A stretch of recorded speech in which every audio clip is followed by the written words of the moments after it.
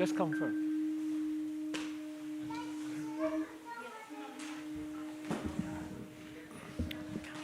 Oh yeah, yes.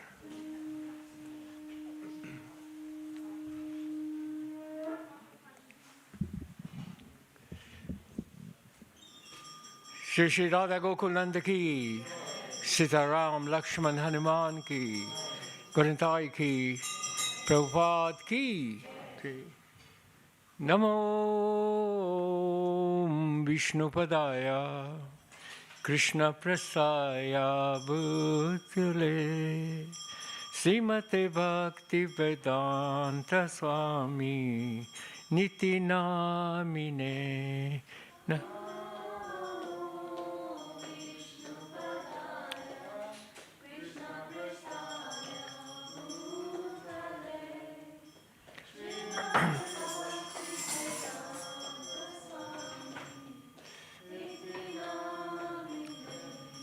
नमस्ते सरस्वती देवी गौरवाणी प्रचारिणे निर्विशेषा शून्यवादी अक्षधारिणे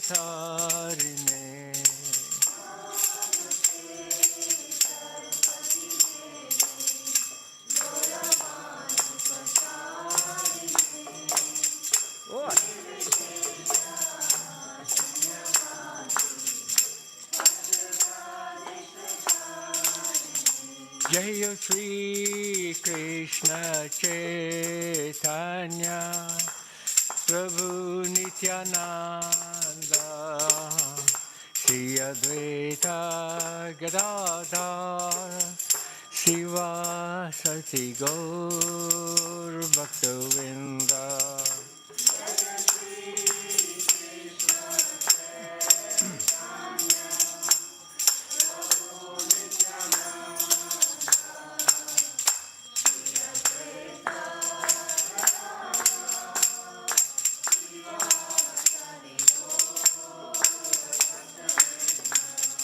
Hare Krishna, Krishna Krishna, Hare Hare, Hare Rama, Rama Rama, Hare Hare. Hare Bol, everybody. Louder.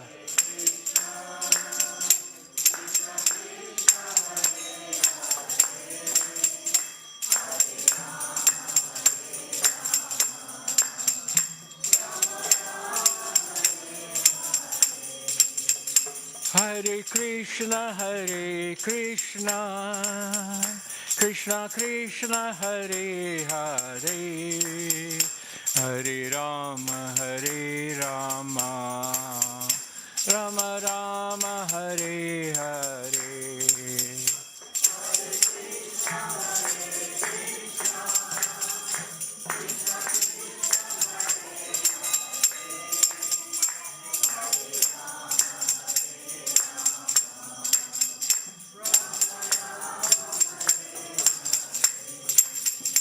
Hare Krishna, Krishna Krishna, Hare Hare, Hare Rama, Rama Rama, Hare Hare.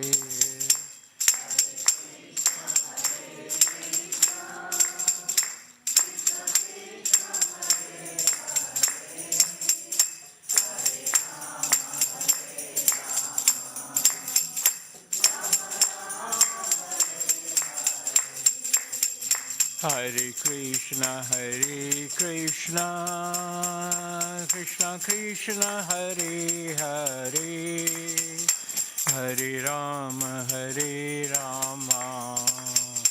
Rama Rama, Hare Hare.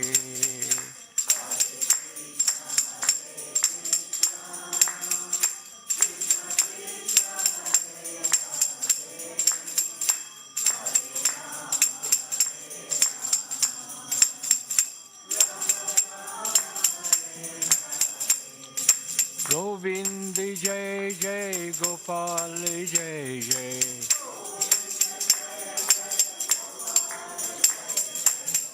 Radharaman Hari Govind जय जय गोविंद जय जय गोपाल जय जय राधारमण हरि गोविंद जय जय गोविंद जय जय गोपाल जय जय राधारमण हरि गोविंद जय जय Hare Krishna Krishna Krishna Hare Hare Hare Ram Ram Ram Hare Hare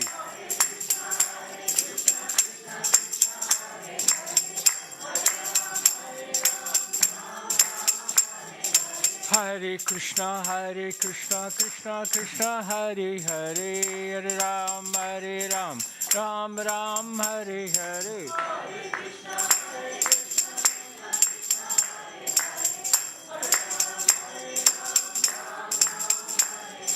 Hare Krishna Krishna Krishna Hare Hare Hare Ram Ram Ram Hare Hare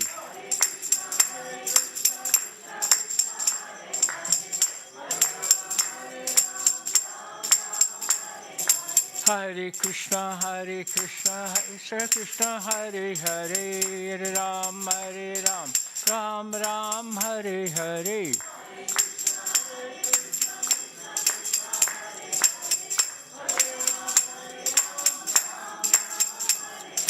Hare Krishna Krishna Krishna Hare Hare Hare Ram Ram Ram Hare Hare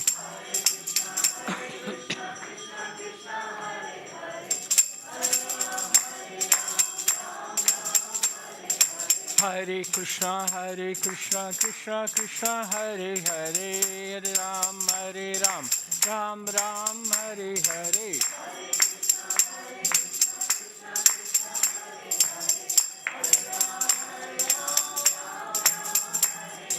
Hare Krishna Krishna Krishna Hare Hare Hare Ram Ram Ram Hare Hare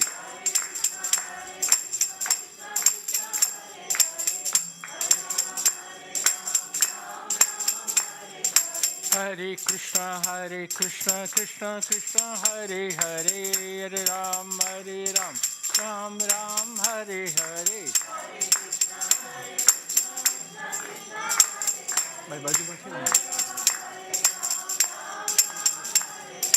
Hare Krishna Krishna Hare Hare Hare Ram Ram Ram Hare Hare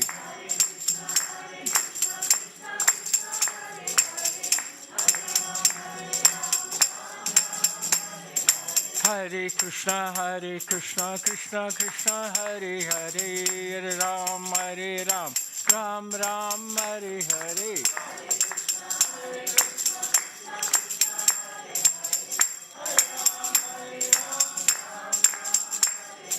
Hare Krishna Krishna Hare Hare Hare Ram Ram Ram Hare Hare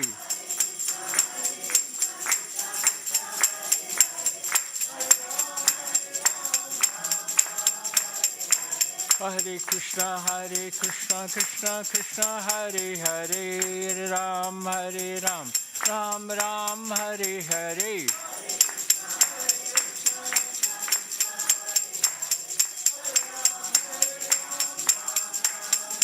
Jai Radha Gokul Nand Radha Gokul Nand Radhe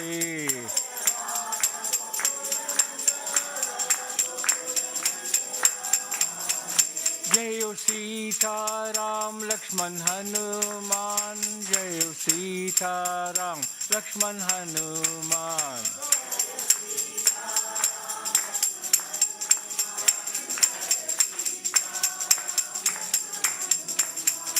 Jaya Goran Nitai, Jaya Goran Nitai, Jaya Goran Nitai, Jaya Goran Nitai.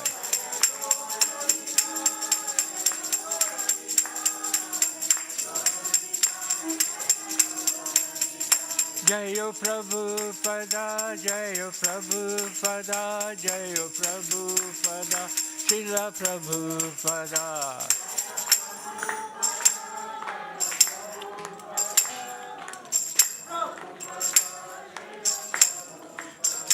Shri Radha Gokuland ki, Sita Ram Lakshman Hanuman ki, Granthai ki, Prabhupada ki, Jai.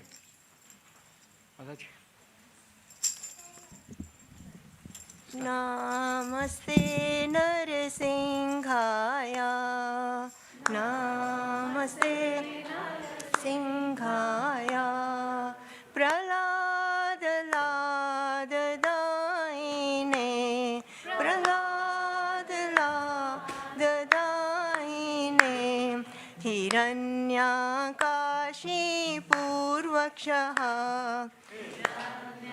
Kashi Purvakshaha, Shilatanka Nikalaye, Shilatanka Ito Narsingho Parito Narsingho, Ito Narsingho Yato Yato Yami Tato Narsingho, Yato Yato Yami Tato Narsingho, Bahire Narsingho, Hirde Narsingho, Bahire Narsingho, Narsinghamadим Sharanam Prapate, Singhamadim Sharanam Prapate, Tab Kar Kamal Bare Nakam Adbhut Shingha, Dalita Hiranyakashipu Tanu Bringa, Keshavadita Narahari Rupa, Jai Jagadisha Hare, Jai Jagadisha Hare, Jai Jagadisha Hare. Tab Kar Kamal Bare Nakam Adbhut Shingha, Dalita Hiranyakashipu Tanu Bringa, Keshavadita Narahari Rupa, Jai Jagadisha Hare, Jai Jagadisha Hare, Jai Jagadisha Hare.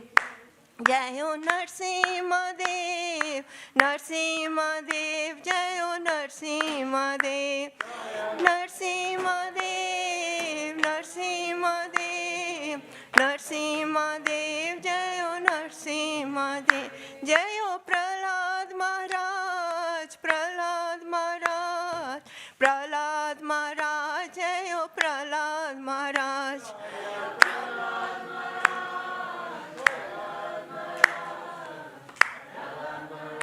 Jayo Prahlad Maharaj, Jayo Jayo Prabhupada, Prabhupada, Prabhupada, Jayo Jayo Prabhupada.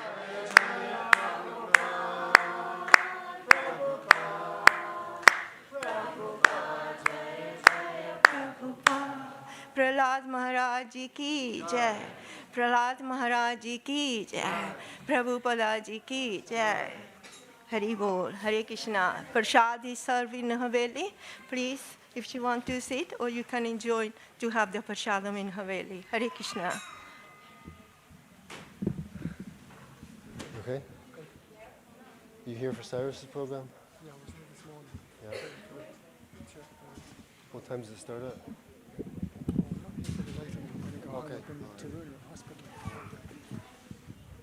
Yeah, no, we've come for the program. I'm do an evening program, so I'm going to do some Krishna book reading for an hour here. Good for you. That's what's happening. Yeah, no, nice. All right, Chief. Nice to see you. You too. Yeah. Are you well? Yeah, managing. Hare Krishna, everybody. So, as Mataji said, prasadam is served in the Haveli, if anybody's hungry. And in the meantime, we're going to continue with our reading from Krishna book. We're doing this every week evening at this time, apart from Mondays.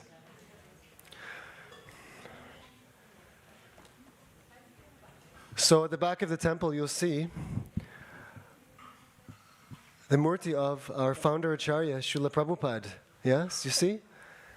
Srila Prabhupada, His Divine Grace, A.C. Bhaktivedanta Swami Prabhupada. So Srila Prabhupada established this ISKCON, many centers all over the world, and he also wrote many wonderful books on the science of Krishna consciousness. One of these books is called Krishna, the Supreme Personality of Godhead. And Srila Prabhupada said that our centers exist so that people can come and hear about Krishna, because hearing is the primary process in God realization. Self-realization and God realization, they go together. If we develop our consciousness of God and our love for God, then we will also realize our own spiritual self. I am a spirit soul. I am not this material body. Death means giving up this material body and accepting another one. But if we are Krishna conscious, then we will not have to accept another material body. We will be able to enter the spiritual world where we will have a spiritual body.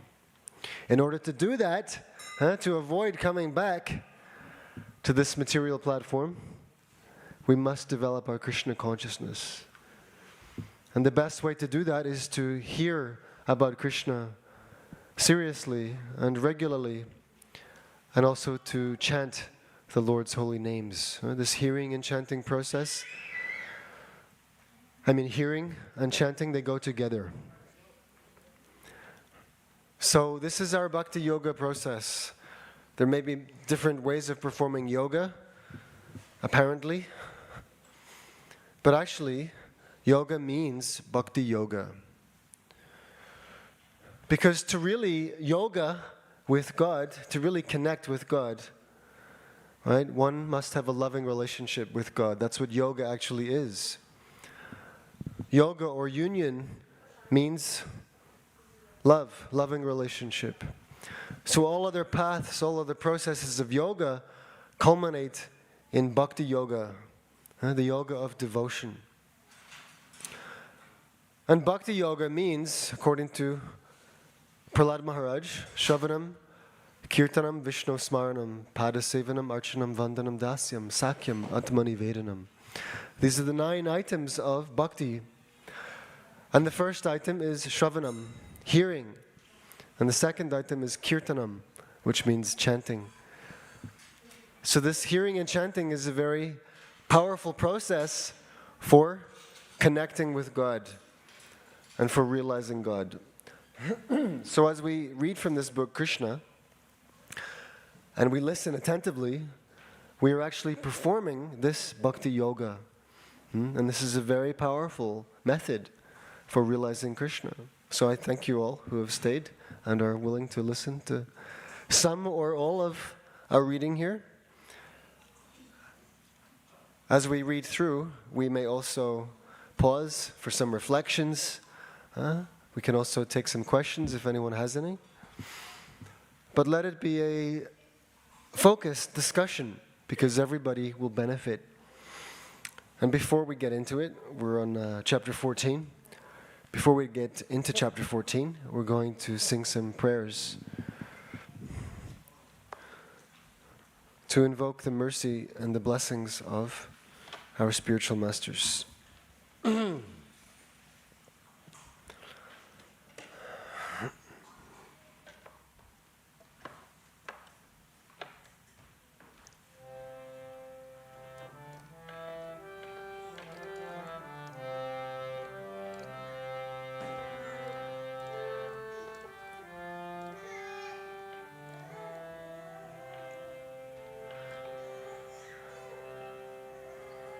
Om Jnanatimirandhasya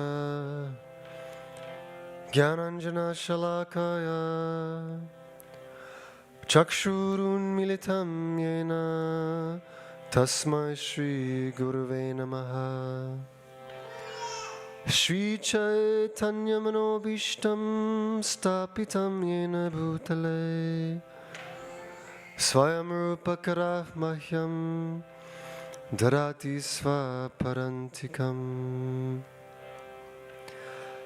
Vandeham Shri Guru Shri Yuta Parakamalam Shri Gurun Vaishnavam Vishcha Shri Rupam Sagrajatam Sahagana Raghunatan Vitam Tam Sajivam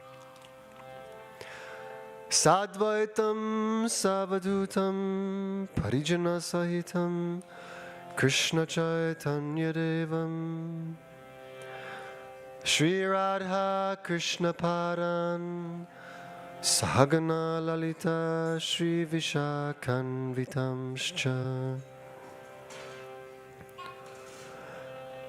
Nama Om Vishnu Padaya Krishna Prishtaya Bhutale Srimate Bhaktivedanta Swaminiti Namine Namaste Saraswate Deve Gauravani Pracharine Nirvishesha Shunyavadi Paschatya Deshatarine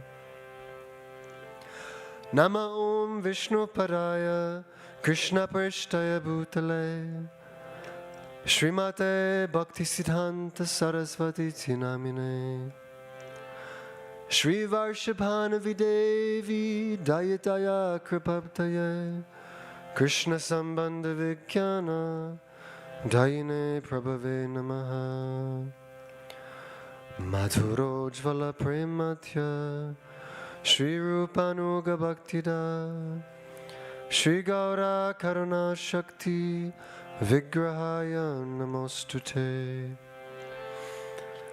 Namaste Gauravani Shri Murtaye Dinatarine Rupanuga Virudhapa Siddhanta Dvanta Harine Namo Gaura Kishoraya Sakshadvairagya Murtaye Vipralambara Sambhode Padambujayate Namaha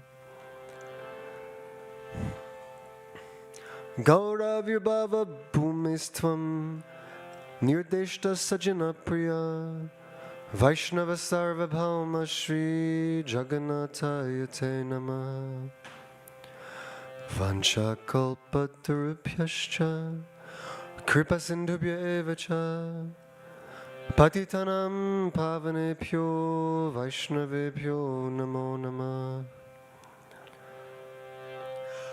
Namo Mahavaranyaya Krishna Prema Pradayate Krishnaya Krishna Chaitanya Namne Gauratishe Namaha Hey Krishna Karuna Sindho Dinabandho Jagatpate Gopesha Gopika Kanta Radha Kanta Namostute Tapta Kanchana Gaurangi Radhe Vrindavaneshwari Vrishabhanu Sute Devi Pranamami Hari Priya Jaya Shri Krishna Chaitanya Prabhu Nityananda Shri Advaita Gadadhara Shri Vasari Gaura Bhaktavrinda Hare Krishna Krishna Krishna Hare Hare Hare Rama, Hare Rama, Rama Rama, Hare Hare.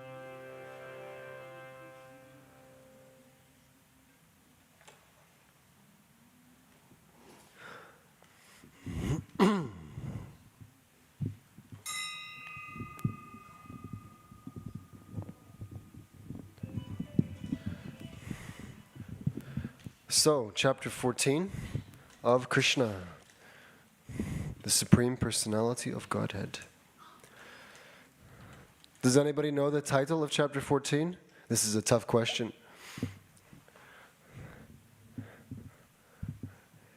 The title is Prayers Offered by Lord Brahma to Lord Krishna. So in the last chapter we heard how Lord Brahma had tried to test, for his own amusement, the power and potency of Krishna. He knew he was playing with fire, so he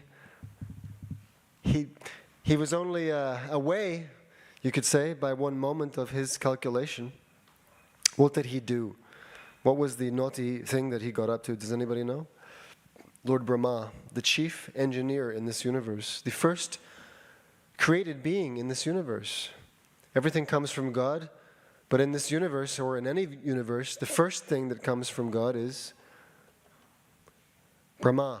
The first living being generated from God is Brahma. Brahma is not God. Brahma is a very powerful demigod.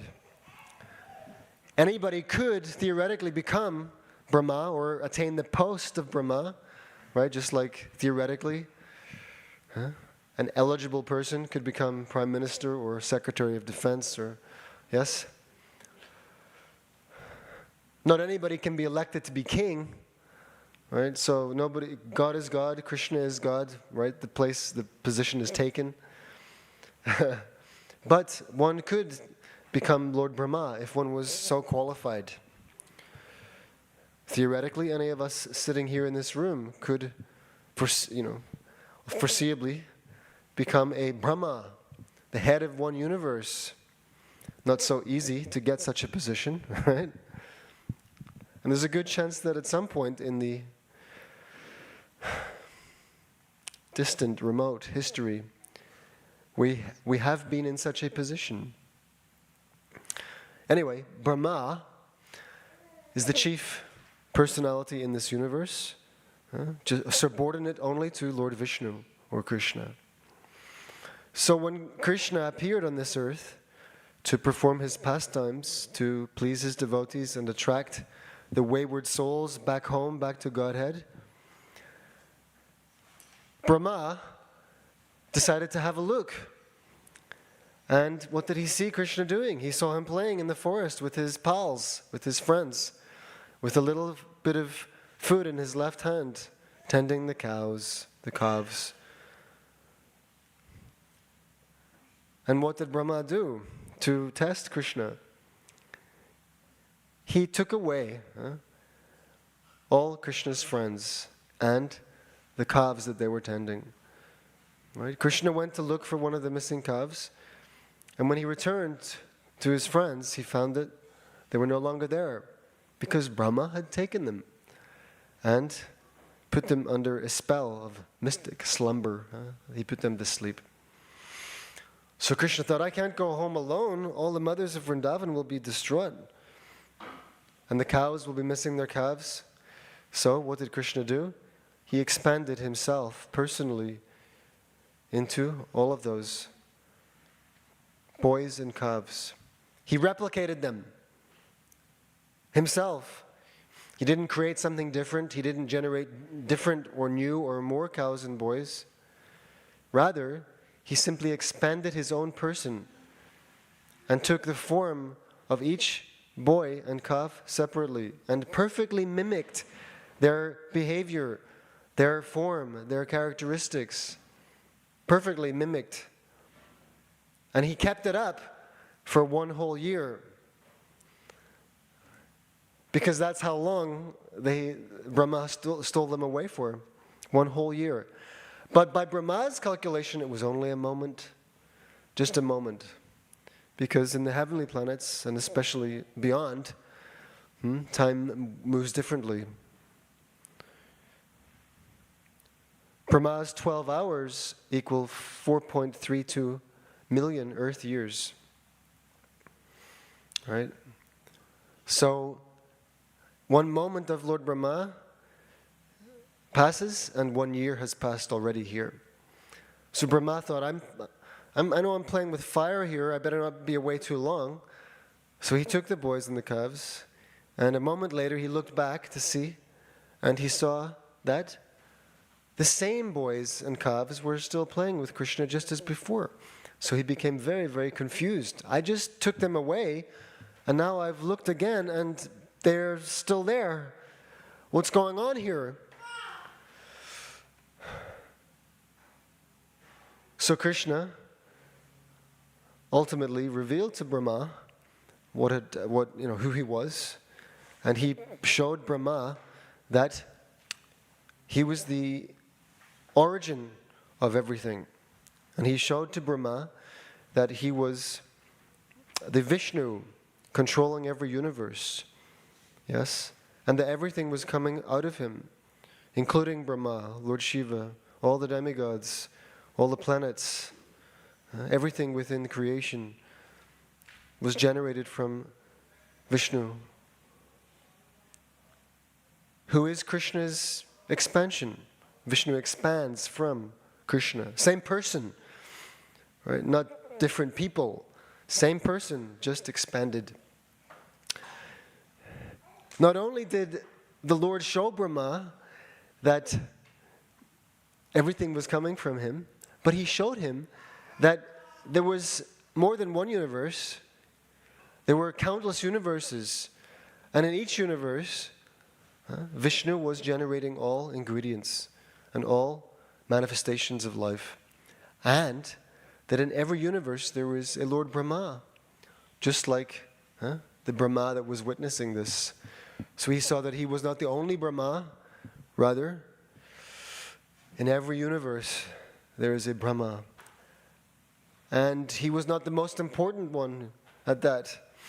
So Krishna showed him so many things, and as a result of Krishna showing him all this, he became very much overwhelmed, perplexed, and almost like overdosed on the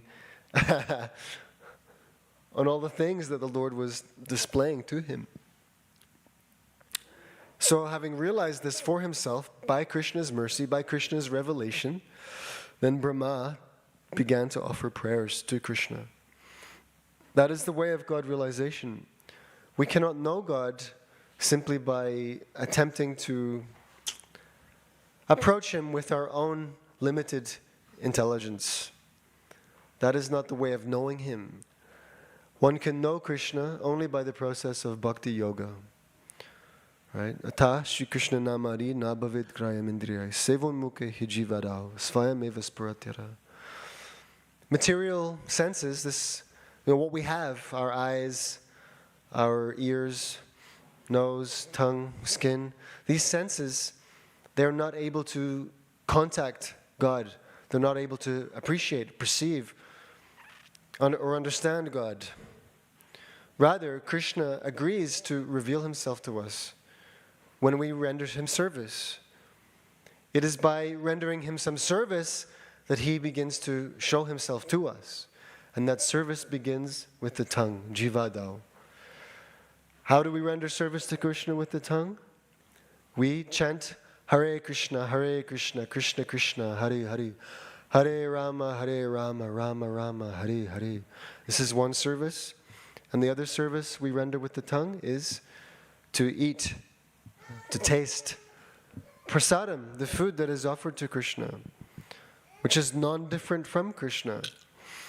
So simply by tasting Krishna's prasadam and by chanting the Mahamantra and the Shastras and all descriptions and glorification of the Lord, by engaging our tongue in this way, we are rendering service to the Lord.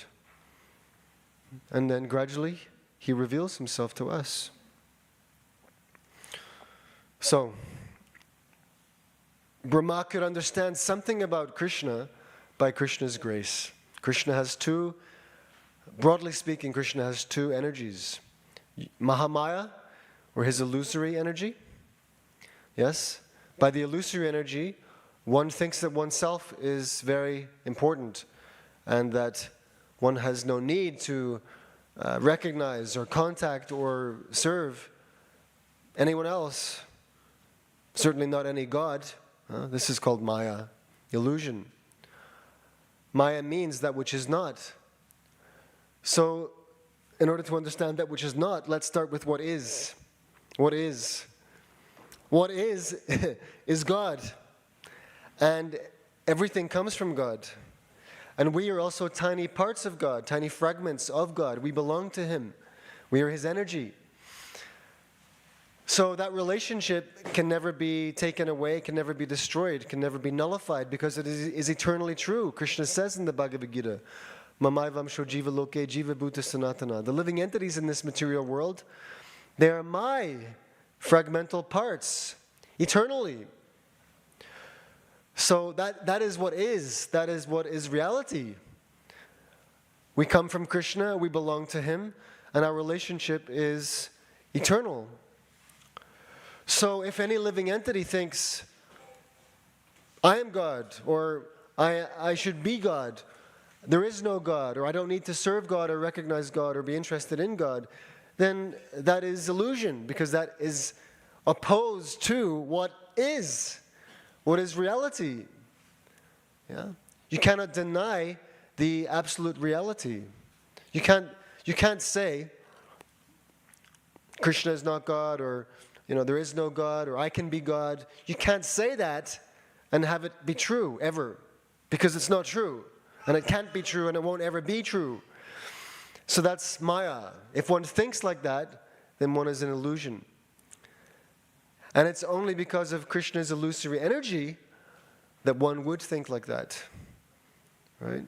In order to think wrong, to think something wrong that is wrong, you have to be influenced by Maya. And Krishna has another energy called Yoga Maya. And that Yoga Maya, that reveals the truth, that reveals the reality, that reveals what is. So Mahamaya covers our knowledge, and Yoga Maya reveals real knowledge. So by the action of Krishna's Yoga Maya, this Lord Brahma could realize that this is my master, here is my master, here is my Lord. Yes, and my position is to render loving devotional service unto Him. Yeah? That is the natural position of the living entity. The natural position is to love God. And if you love somebody, you want to do something for them, something that pleases them. This is the natural relationship between every living entity and the Lord. And it's not that the Lord is just sitting there, lapping it up. Yes, yes, yes. This is, render me more service. Very good, thank you. Right? No.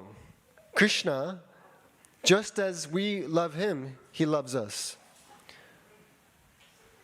And He is willing to give Himself to His devotee. Right? The nice example is Arjuna. Arjuna is related with Krishna in the mode of friendship. He has a very friendly relationship with Krishna. He loves Krishna as a friend. And therefore Krishna loves Arjuna as a friend. And he agrees to take up the reins of Arjuna's chariot and to drive him all over the battlefield. Personally, he personally becomes the charioteer of his friend. So the relationship between the part and the whole is a relationship of love. And in a relationship of love, there is no question of higher and lower, right? Superior and inferior. That may be true ontologically, right? By tattva, by position, right? Krishna is an unlimited person. We are very limited people. But when it comes to loving relationship, the Lord enjoys being told what to do by his mother and his father because they love him. He enjoys driving his friend Arjuna across the battlefield because Arjuna loves Krishna and Krishna loves Arjuna. So, Lord Brahma, by Krishna's mercy, is able to understand something of who Krishna really is. Therefore, if we also want to know something about Krishna, we must get his mercy. How do I get Krishna's mercy? Well, we're doing it right now. We're trying to hear about Krishna so that he'll be pleased. He's sitting right there in my heart, in everybody's heart. He's right there with us. And he becomes very pleased with us when we become very serious about him. Very serious to hear about him. So let's hear about him from Krishna book. Like I said, if anybody has any reflections, comments, or questions as we go through, raise your hand or cough or click your fingers, whatever works to get my attention, okay? Is it a deal? Yes? Good deal. Don't be shy. This is not a formal lecture. We're simply having a focused and friendly discussion for our benefit. Okay. So Lord Brahma said, "My dear Lord, you are the only worshipable Supreme Lord, the personality of Godhead. Therefore I am offering my humble obeisances and prayers just to please you. Your bodily features are the color of clouds filled with water." Right? Krishna has the color of a fresh monsoon rain cloud. Right? A darkish bluish complexion. Color of a fresh monsoon rain cloud. You are glittering with a silver electric aura emanating from your yellow garments. A silver electric aura emanating from your yellow garments. Let me offer my respectful, repeated obeisances unto the son of Maharaj Nanda, who is standing before me with conch shell earrings and a peacock feather on his head. His face is beautiful, he is wearing a helmet and is garlanded by forest flowers. And he stands with a morsel of food in his hand. He is decorated with a cane, a buffalo horn bugle, and a flute. He stands before me with small lotus feet. My dear Lord, people may say that I am the master of all Vedic knowledge, and I am supposed to be the creator of this universe, but it has been proved now that I cannot understand you. I cannot understand you who are present before me just like a child. You are playing with your boy friends and calves, which might imply that you do not even have sufficient education. You are appearing just like a village boy, carrying your food in your hand and searching for your calves. And yet there is so much difference between your body and mine that I cannot estimate the potency of your body. As I have already stated in the Brahma Samhita, your body is not material. So Srila Prabhupada comments here. In the Brahma Samhita, it is stated that the body of the Lord is all spiritual. There is no difference between the Lord's body and his self. Each limb of his body can perform the actions of all the others. The Lord can see with his hands. Right? Listen carefully to this. This is amazing. The Lord can see with his hands. He can hear with his eyes. He can accept offerings with his legs. And he can create with his mouth. Right? This is extraordinary. The Lord can do all of this because his body is not material. Our body is very limited, right? I only can see with my eyes. If I lose my vision, if I lose my eyes, what can I see? I can only eat with my mouth, right? Well, Krishna can eat with his ears. Therefore, when he hears the prayers and the offering for the bhoga that is presented to him, Krishna can eat through his ears by hearing the prayers of his devotee, asking the Lord to kindly accept this offering. Brahma continued, "Your appearance as a cowherd child is for the benefit of the devotees. And although I have committed an offense at your lotus feet by stealing away your boys and calves, I can understand that you have bestowed your mercy upon me. This shows your transcendental quality of being very affectionate toward your devotees. But in spite of your great affection for me, I cannot estimate the potency of your bodily activities." So Brahma is saying here that it's by Krishna's kindness upon him that he's able to recognize him. Brahma is able to recognize that Krishna is the Lord only by Krishna's mercy, his kindness. And still Brahma admits that he cannot estimate the potency of the Lord's bodily activities. It is to be understood that when I, Lord Brahma, the Supreme Personality of this universe, cannot estimate the childlike body of the Supreme Personality of Godhead, then what to speak of others, right? Brahma is the most powerful person in this universe, practically. And he is not able to estimate Krishna's energy, Krishna's powers, his potencies. Just a small boy present before Brahma. Brahma admits he cannot calculate the potency of this child. What to speak of others? And if I cannot estimate the spiritual potency of your childlike body, then what can I understand about your transcendental pastimes? Therefore, as it is said in the Bhagavad Gita, anyone who can understand a little of the transcendental pastimes, appearance and disappearance of the Lord, becomes immediately eligible to enter into the kingdom of God after quitting the material body.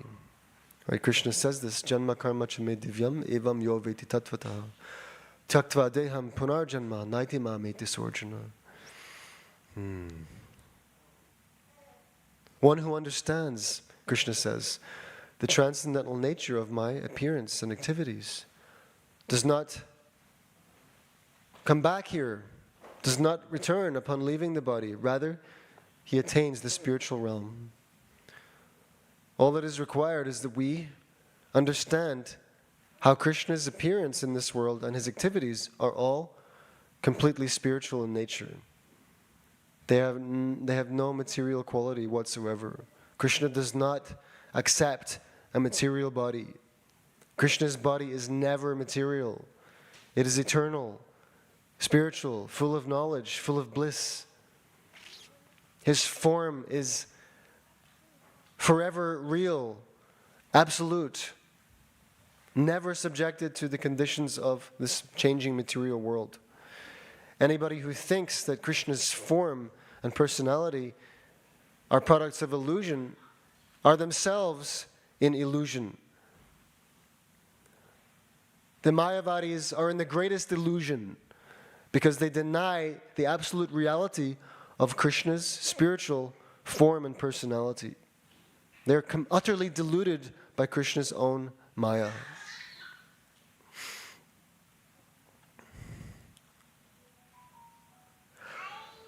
This statement is confirmed in the Vedas, where it is stated, simply by understanding the Supreme Personality of Godhead, one can overcome the chain of repeated birth and death.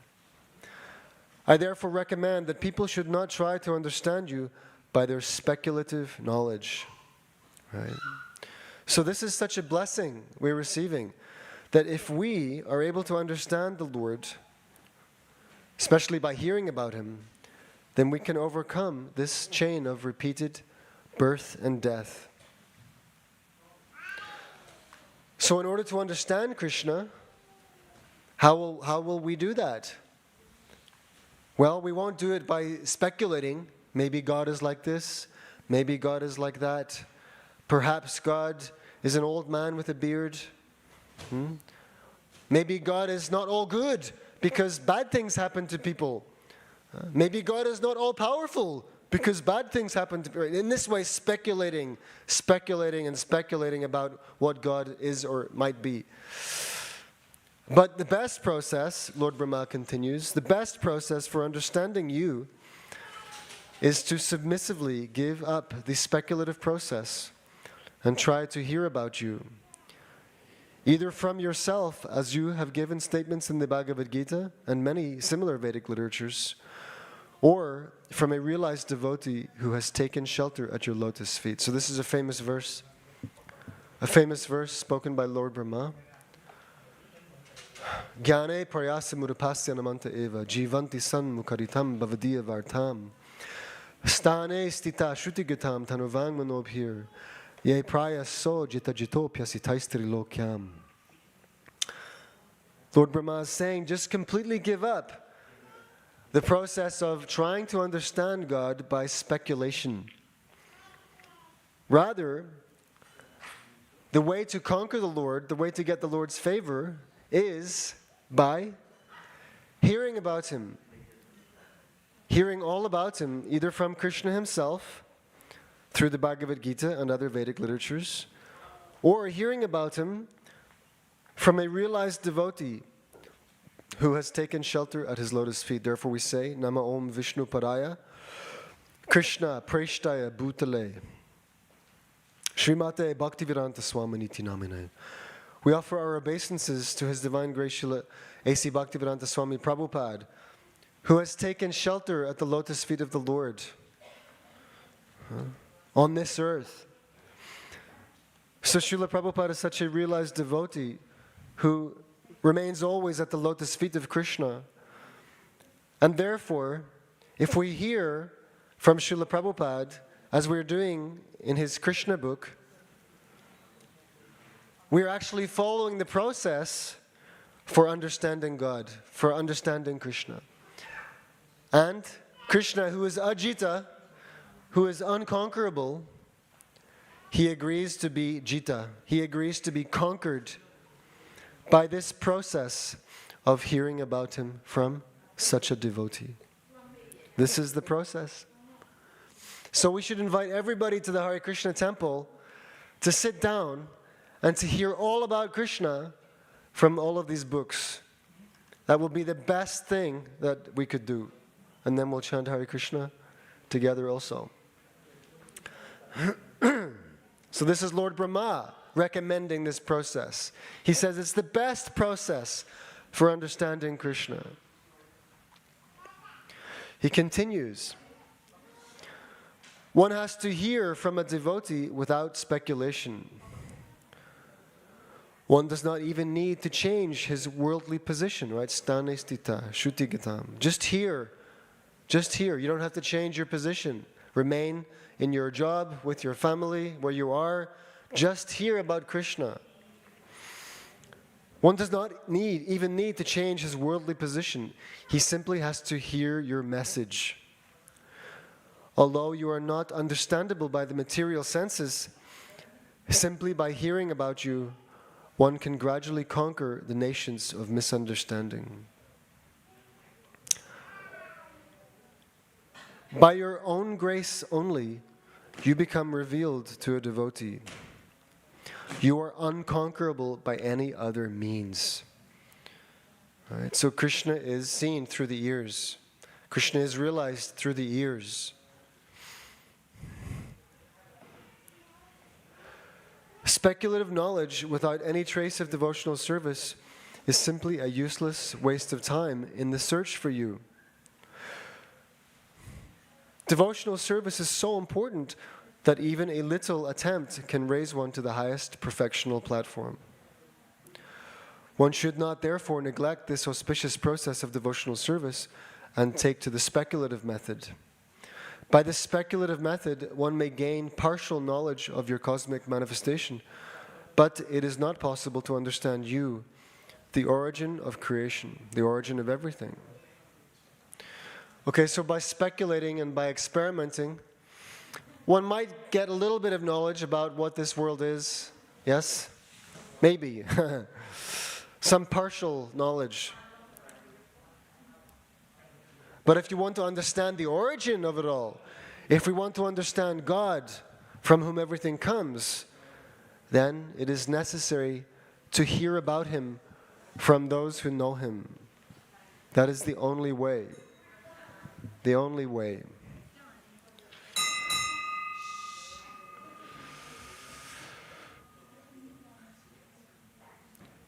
The attempt of persons who are interested. So if we want to talk, then there's lots of space outside the temple room for talking. Yeah, the temple room is the space for hearing and chanting spiritual topics. Yeah, so if anybody would like to talk, you're welcome to sit outside. Yes, you're very welcome to sit outside the temple room. There's lots of space to talk. While we're in the temple room, then we can hear and chant.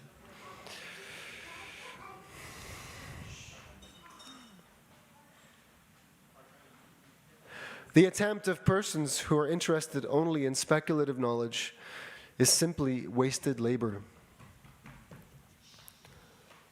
Like the labor of a person who attempts to gain something by beating an empty husk of rice paddy. A little quantity of paddy can be husked by the grinding wheel, and one can gain some grains of rice. But if the skin of the paddy has already been beaten by the grinding wheel, there is no further gain in beating even a huge quantity of the husk. It is simply useless labor, right? If the rice has already been extracted from the husk, and there's only skin, then no further beating will get any more rice. It's just useless labor, pointless effort. In the same way, if one wants to know God by speculating about Him, one is simply wasting one's time. One is performing useless labor, that is all. And that is the only result. Okay, Lord Brahma continues. My dear Lord, there are many instances in the history of human society where a person, after failing to achieve the transcendental platform, engaged himself in devotional service with his body, mind, and words, and thus attained the highest perfectional state of entering into your abode.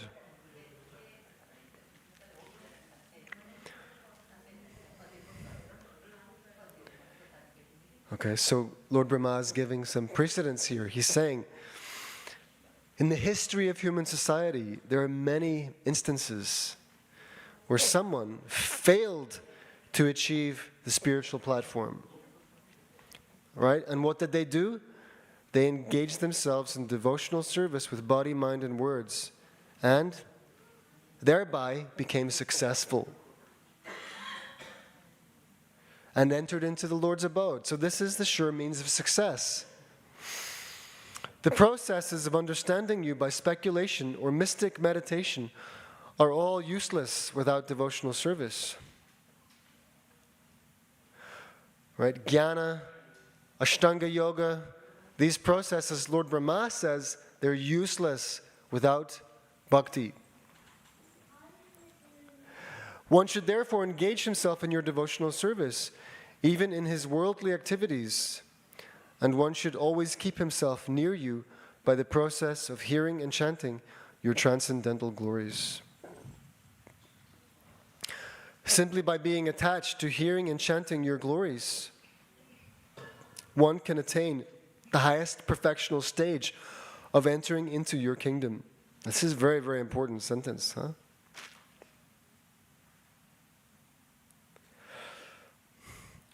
One should therefore engage himself in your devotional service, even in his worldly activities. And one should always keep himself near you. Right, if we want to know how to be near God, then Lord Brahma says, we can be near Him by the process of hearing and chanting His transcendental glories. Simply by being attached to hearing and chanting your glories, one can attain the highest perfectional stage of entering into your kingdom. Is there any doubt? It's very clear. What is the method of entering into the kingdom of God? Please, anyone volunteer the answer. What is the method of entering into the kingdom of God? From hearing everything Lord Brahma is saying. Yes? Someone said something? I heard. Don't be shy, it's not a test. A trap door will not open up under your feet and swallow you. Pardon? Yes, bhakti, great. And specifically, how does that bhakti, what form does that bhakti take? What does it look like? What kind of bhakti? Chanting, but before chanting, or with chanting, let's say, there must be hearing. There must be hearing. Okay? If someone's chanting, like Prabhupada wrote this book, he said this is recorded kirtan. This is chanting. This book is chanting. I'm now reciting it. That's also a form of chanting. And by this chanting, we're hearing. I'm also hearing. It's not that I'm chanting, I'm not hearing, right? I'm also hearing. So we're hearing. So if we want to enter the kingdom of God, we have it on the good authority of Lord Brahma, right? The chief person in the universe, that the way to enter the kingdom of God is by hearing and chanting. All right? And this is pure devotional service.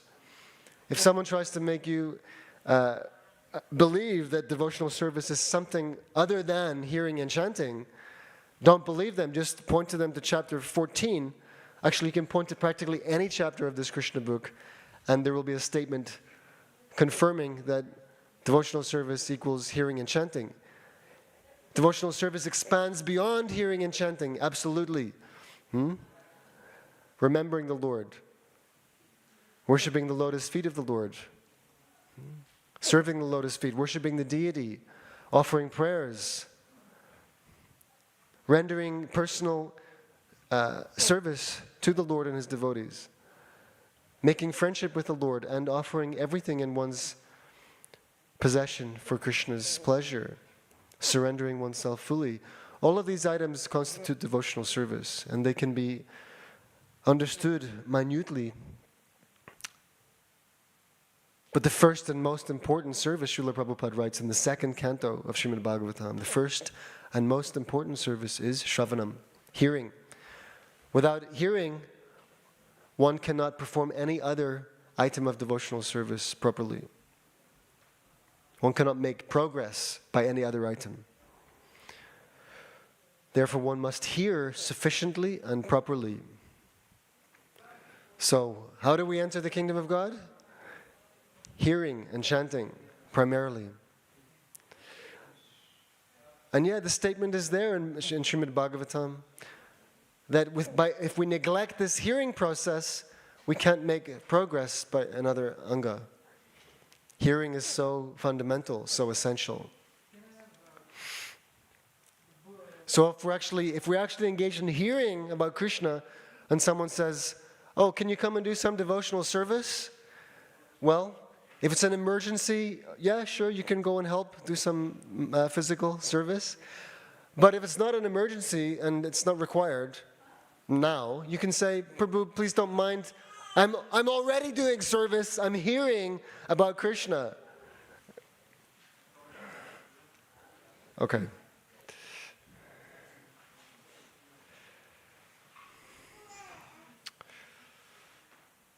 Yes, you are realizable by persons who have cleansed their hearts of all contamination. This cleaning of the heart is made possible by chanting and hearing the glories of your Lordship. Again, right, the same prayer practically was offered by Manigriva and Nalakuvara when they were toppled, when they were in the form of these huge Arjuna trees, and Krishna toppled them, and their demigod forms came out. They also offered prayers to the Lord in all humility. And they also said, "May we be engaged in your devotional service always by hearing about you and chanting your glories." Okay. So this cleansing of the heart is made possible by chanting and hearing the glories of your Lordship. Srila Prabhupada writes, the Lord is all-pervading. What does it mean, all-pervading? Anybody can tell me? Give me another expression of the term all-pervading. What does it mean, all-pervading? Anyone knows? All-pervading. It means, yeah? He's in everything and everyone. Excellent. Thank you, yeah. He's everywhere. He's in everything. He's in everybody's heart. He's in every atom. Andantarasta paramanu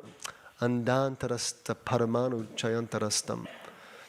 He's in every atom, and every atom is within him at one and the same time. Such is the primeval Lord whom I adore. So he's all-pervading, as it is stated by Lord Krishna in the Bhagavad Gita. Krishna himself speaks about himself. He says, everything is sustained by me, but at the same time, I am not in everything. What does that mean? Since the Lord is all-pervading, there is nothing existing without his knowledge. The all-pervasive nature of the Supreme Personality of Godhead can never be within the limited knowledge of a living entity. Therefore, a person who has attained steadiness of the mind by fixing the mind on the lotus feet of the Lord is able to understand the Supreme Lord to some extent.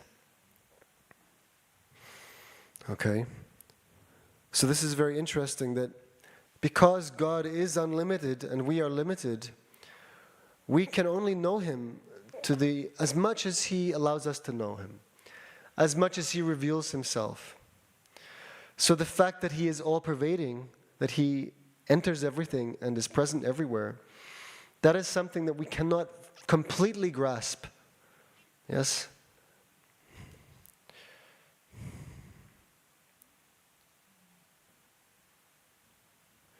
So we're able, one who has fixed his mind on the Lord, on the lotus feet of the Lord, can understand him to some extent. It is the business of the mind to wander over varied subject matter for sense gratification.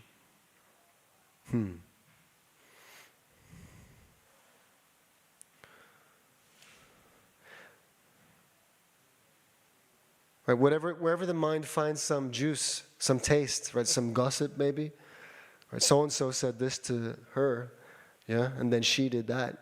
Right, and then we just spend 3 hours discussing it, which words she used, who saw it, yeah, etc., etc. You just get into it and discuss it and just can't leave it alone. You just have to keep revisiting it the next day and the next day. And then she wrote this email, okay, just on and on and on.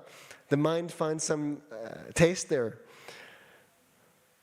It is the business of the mind to wander over varied subject matter for sense gratification. Therefore, only a person who always engages the senses in the service of the Lord can control the mind and be fixed at the lotus feet of the Lord. This concentration of the mind upon the lotus feet of the Lord is called samadhi. Right, this is real samadhi. Not to sit still, asleep, but to have one's mind concentrated on the lotus feet of the Lord. Lotus feet of the Lord also means Srimad Bhagavatam, first canto. It also means the service of those devotees who are always taking shelter of the Lord's lotus feet. So this concentration is called samadhi.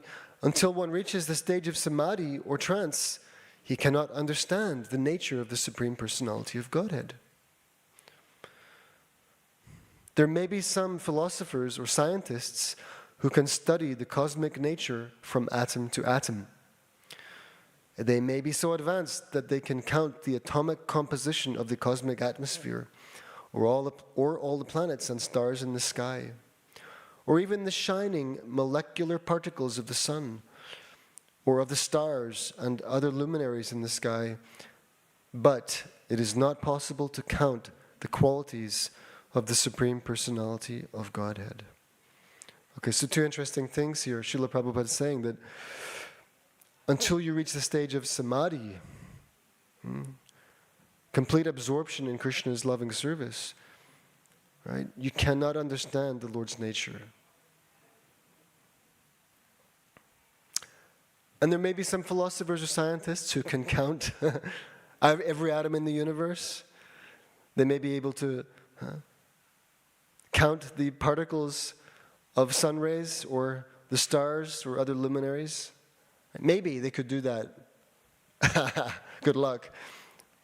But still, it is not possible to count the qualities of the Supreme Personality of Godhead. So we're thinking, yeah, I know Krishna, right?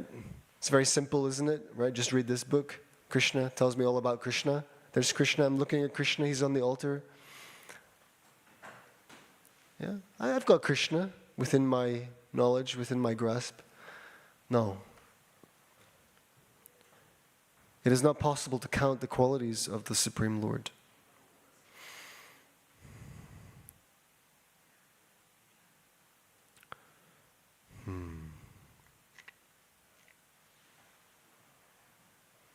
As described in the beginning of the Vedanta Sutra, actually just let's clarify one thing from the previous paragraph. Krishna says in Bhagavad Gita, everything is sustained by me, but at the same time, I am not in everything. So this can be quite confusing. We've just said that the Lord is all pervading. He's in everything. So what does he mean that I am not in everything? Everything is sustained by me, but at the same time, I am not in everything. Does anybody have any thoughts on this before we refer to the conclusive description? How is it that Krishna sustains everything, is all-pervading, but at the same time, I am not in everything? This is a brief tangent.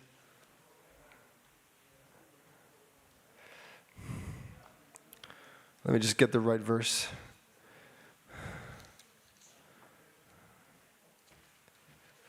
This path.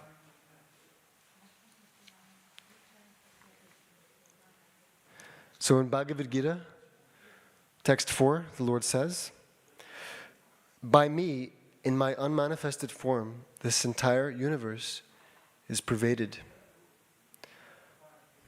Okay? All beings are in me, but I am not in them. Okay, so let's hear Srila Prabhupada's purport to shed light on this verse. Srila Prabhupada writes, the Supreme Personality of Godhead is not perceivable through the gross material senses.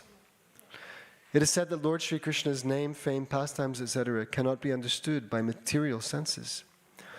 Only to one who is engaged in pure devotional service under proper guidance is he revealed.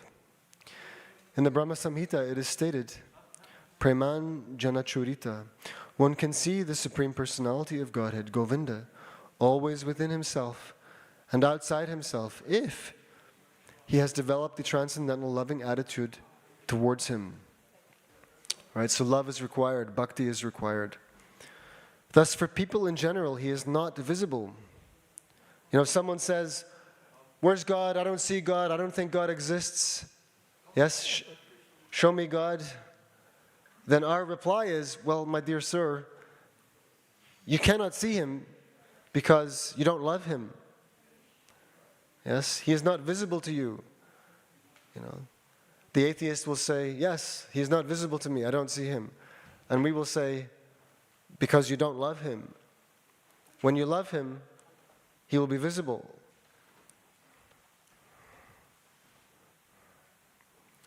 Thus, for people in general, he is not visible. Here it is said that although he is all-pervading, everywhere present, he is yet not conceivable by the material senses. Right, like Krishna is pervading every atom of this harmonium, this book, this microphone stand, this floor, this mat. He's in every atom of every item that I can identify and name. But yet I can't see him there. Because I don't have love for him. I'm not in samadhi. But actually, although we cannot see him, everything is resting in him. As we have discussed in the 7th chapter, The entire material cosmic manifestation is only a combination of his two different energies, the superior spiritual energy and inferior material energy. Just as the sunshine is spread all over the universe, the energy of the Lord is spread all over the creation, and everything is resting in that energy. Nice example. Just as the sunshine is spread all over the universe, right? It's not that the sun planet is spread all over the universe. Okay, if the sun planet was spread all over the universe, well, there wouldn't be any room for anything else, and anything else would be disintegrated. It's the sun's energy that is spread throughout the universe. The sunlight, the sun's heat. In the same way, the energy of the Lord is spread all over the creation, and everything is resting in that energy. This is all Krishna's energy. All of it. Everything that I touch, everything that I perceive, everything that I can come in contact with, it is nothing but Krishna's energy. It is only Krishna's energy. Yet one should not conclude that because he, Krishna, is spread all over, he has lost his personal existence. Right? If I say, well, this is all Krishna, because it's all coming from Krishna, it's all his energy, then, well, the Lord must have lost his own personal existence, because now he's dissipated. No. To refute such argument, the Lord says, I am everywhere, and everything is in me, but still I am aloof. Still I am somewhere else. For example, a king heads a government which is but the manifestation of the king's energy. The different governmental departments are nothing but the energies of the king, and each department is resting on the king's power. But still, one cannot expect the king to be present in every department personally. That is a crude example. Similarly, all the manifestations that we see and everything that exists, both in this material world and in the spiritual world, are resting on the energy of the Supreme Personality of Godhead. The creation takes place by the diffusion of his different energies, and as is stated in the Bhagavad Gita, he is present, he is everywhere present by his personal representation, the diffusion of his different energies. Okay.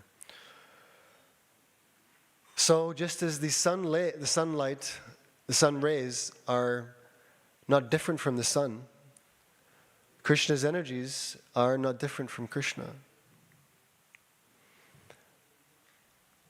At the same time, the energy is not Krishna. Right? Just like the sun, when the sun is shining and there's no clouds, then the sunlight will enter through the window and reach the floor. Yeah? Or I can put my hand into the sun rays and everything is lit up. And we say, oh, the sun has entered the room. The sun has entered the room. Because the sunlight has entered the room.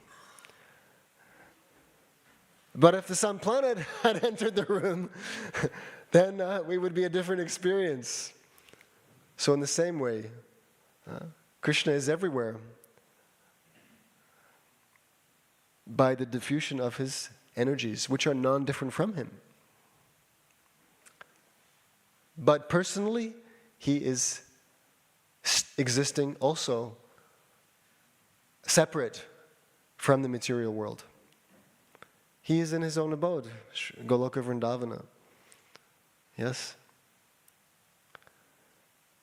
So he is simultaneously inside of this material creation, both by his energies and by his personal expansion, Paramatma, Super Soul. And at the same time, he is existing outside of it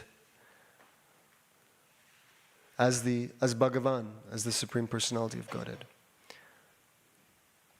And it's interesting that this Bhagavan, the original source, the original personality, while he's existing outside of this creation and is residing in his own spiritual place,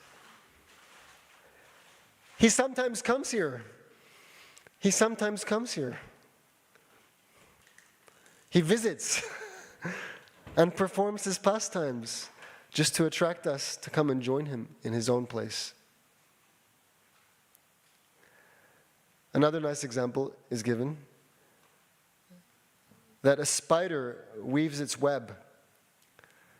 The web is produced from the spider. The web is the energy of the spider. It's the creation of the spider. And yet, the spider exists separate from the web.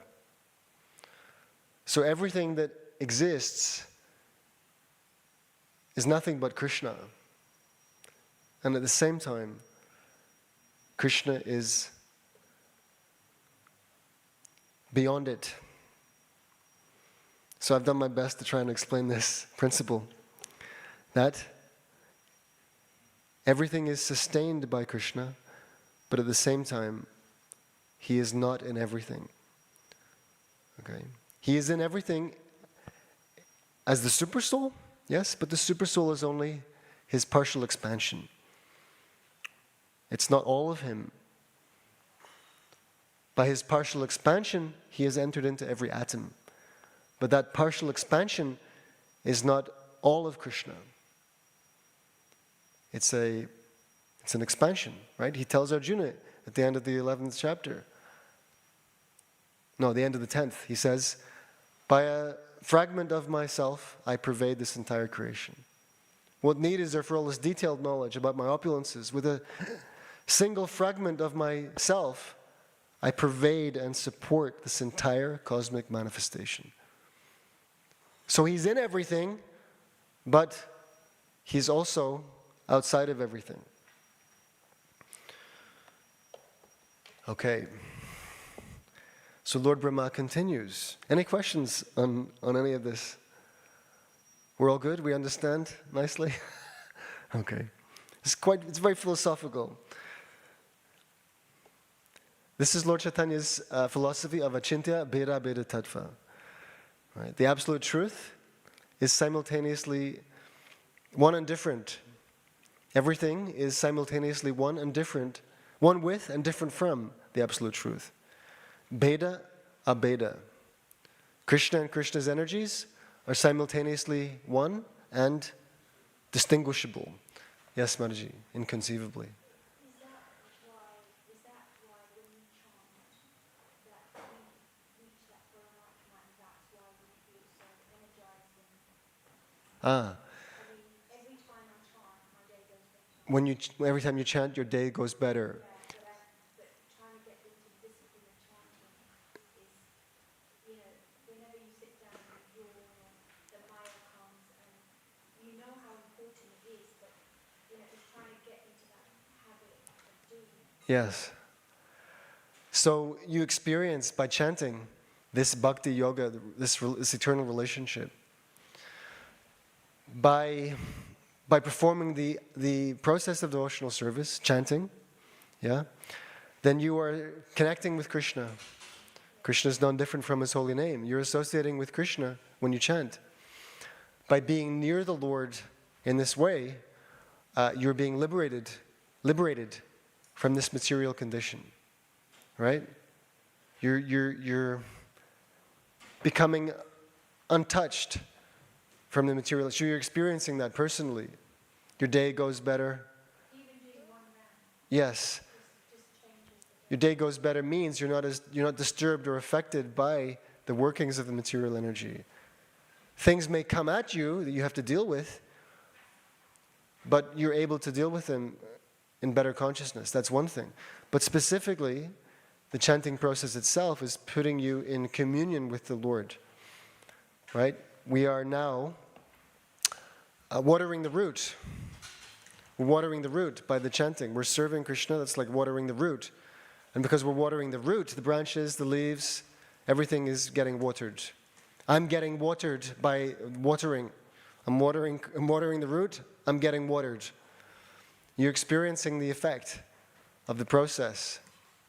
And I feel that everybody around me in the block or where I'm living, I feel that everybody receives it as well. You feel like it's being, yes, because every part of the tree benefits from your watering. Right?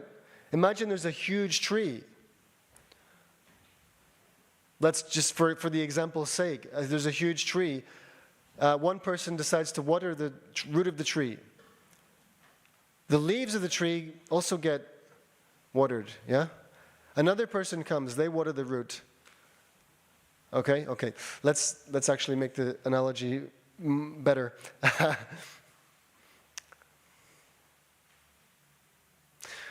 Two hands on the body, okay?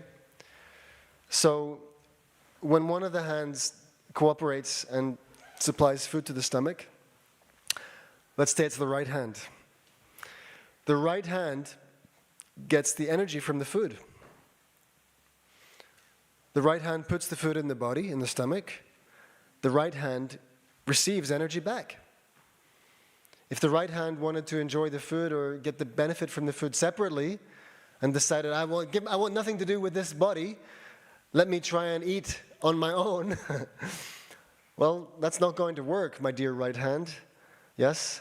Because as soon as you're cut off from the body, you're not getting any food. Okay? You won't be able to assimilate the contents of the food by squashing it. You have to supply the food to the stomach. From the stomach, the energy will come back to you. So the right hand feeding the body is like me chanting Hare Krishna. The benefit is coming back to me. I'm watering the root, I'm watered.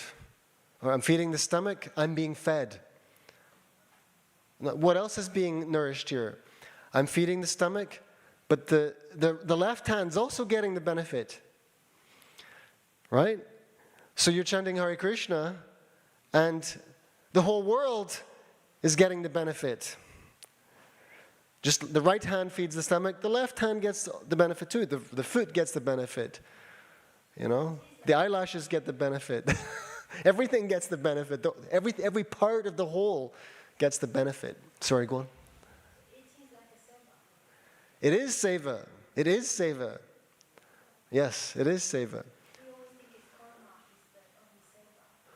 We think what is karma?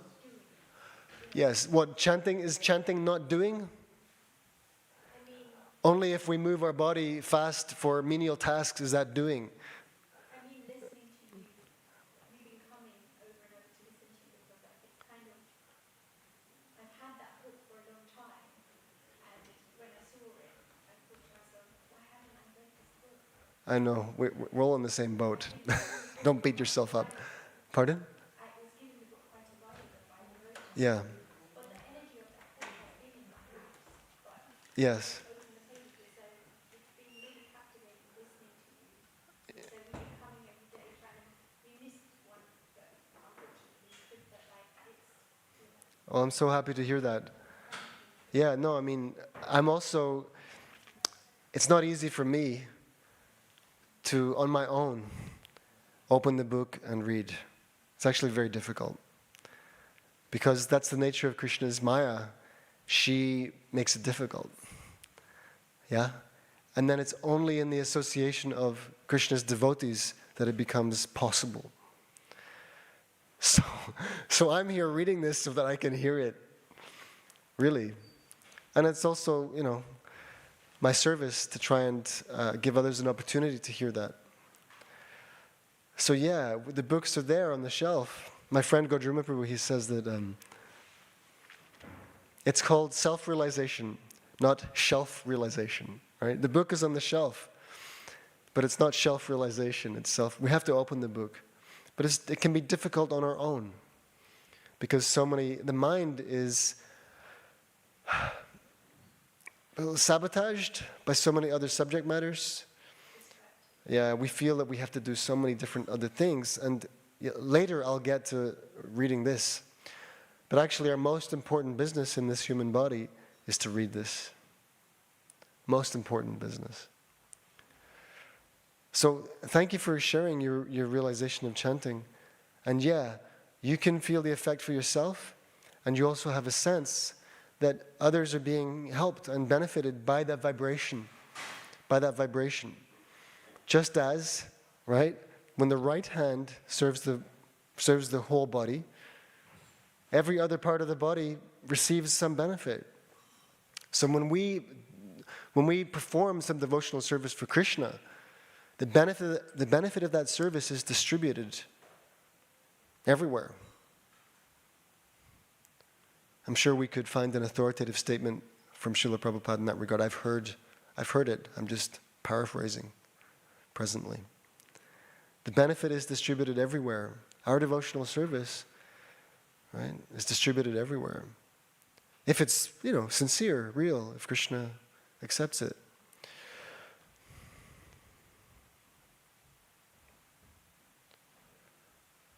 This is actually welfare activity. This is how to change the world. How to make a revolution. Well, make a revolution in your relationship with God. Perform devotional service for God, and you will be part of the only viable revolution. Real revolution means how to end the cycle of birth and death. Everything beyond that is just chewing the chewed, just repeating the same old, trying to be happy through the senses, being forced to accept old age, disease, death. Yes, civilizations come and go, political regimes, pop up and are dismantled in quick succession. Yeah. Everything comes and goes, and everyone makes a big hoo-ha, jumps up and down and says, this is the next greatest thing, and it's going to, revolutionize our lives forever. Yeah, and then we all die, and then a new batch of hopefuls come along to try to, accomplish the same impossible feat. Become happy in a place where everything is temporary. It won't happen. The only revolution is wake up to the reality of God's existence and your relationship with Him, and enter that reality and help others to do the same, and then get out of this world of repeated birth and death. This is the only revolution. And therefore, if we're inviting people to come and join us, and we're advertising, yes, come and join the revolution. Okay, where do I sign up? And what is the revolution? Well, the revolution is hearing and chanting about Krishna. Right? Lord Chaitanya Mahaprabhu, he introduced the Sankirtan movement, the loud congregational chanting of Krishna's holy names. And he said, it's for everybody, come and join. Come and join the Sankirtan revolution. So that means in our revolution, we actually have to engage in those revolutionary activities. If we're inviting people to join the revolution, but in the building where the revolution is going on, there is no revolutionary hearing and chanting, then was it false advertising? So we must do our best personally to commit and to participate in the revolutionary activities of hearing and chanting, cooperating with each other to glorify Krishna. And then if it's going on nicely, and we invite others to join us, then they'll arrive here and see, this is a revolution. The revolution is moving along very nicely. Because hearing and chanting is going on consistently, concertedly, and with vigor.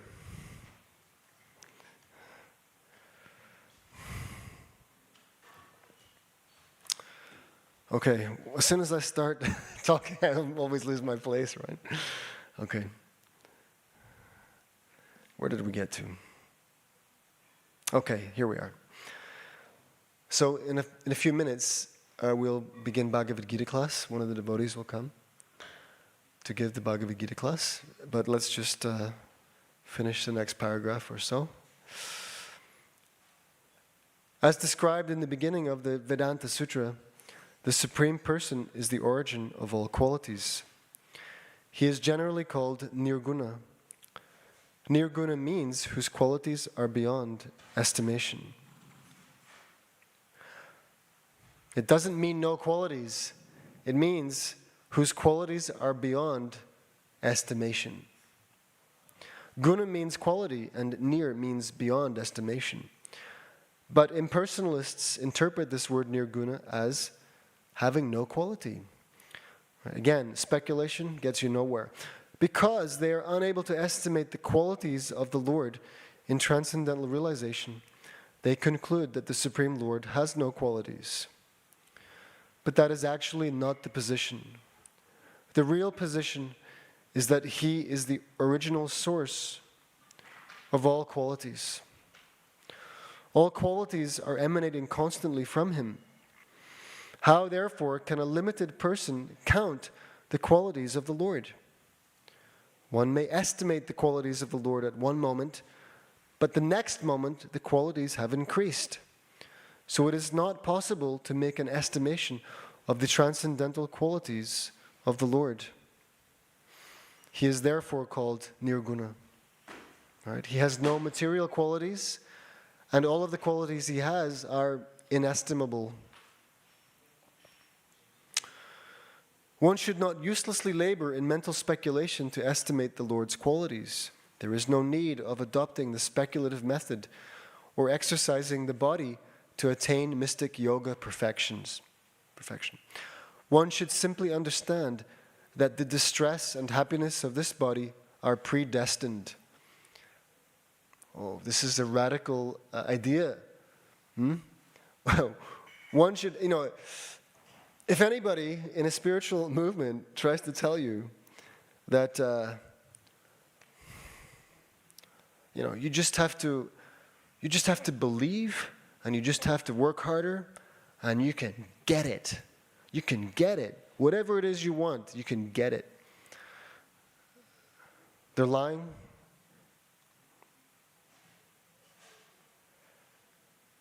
If they tell you, believe, work hard, and depend on Krishna, then,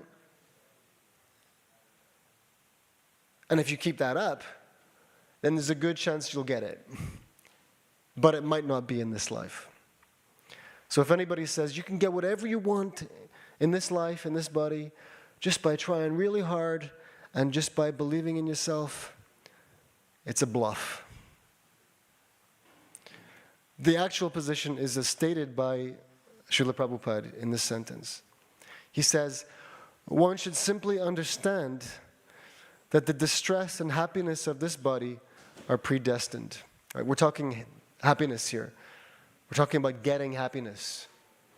Right? If someone says you can get all the happiness you want just by adjusting certain things that you do materially, they're lying. The stress and happiness of this body are predestined. There is no need to try to avoid the distress of this bodily existence or to attempt to achieve happiness by different types of exercises. The best course is to surrender unto the Supreme Personality of Godhead with body, mind, and words, and always be engaged in His service. Right? This is how to actually get happiness. Because according to the machine we've been given, we're going to be able to enjoy only to a particular degree. Just like if you want to travel somewhere, because this body is a yantra, it's a machine, it's meant for traveling in this material world. If I purchase a ticket, a first-class ticket to my destination, then I will enjoy all the facilities of first class. But if I don't have first-class ticket, if I've, sleeper class or local, it's a local train, and I have to stand the whole way, and I'm in a crowded carriage with goats and chickens and other things, right? Because that's the ticket I purchased. I cannot just walk into first class to be served, whatever 3-course meal and drinks are going on there. Okay, I have a local ticket. I have a sleeper class ticket. Whatever. Yeah. So in the same way, this body means karma. This body is the machine handed to me, and along with this body comes a certain degree, a certain amount of happiness, and a certain amount of distress that is predestined according to my karma, my past actions.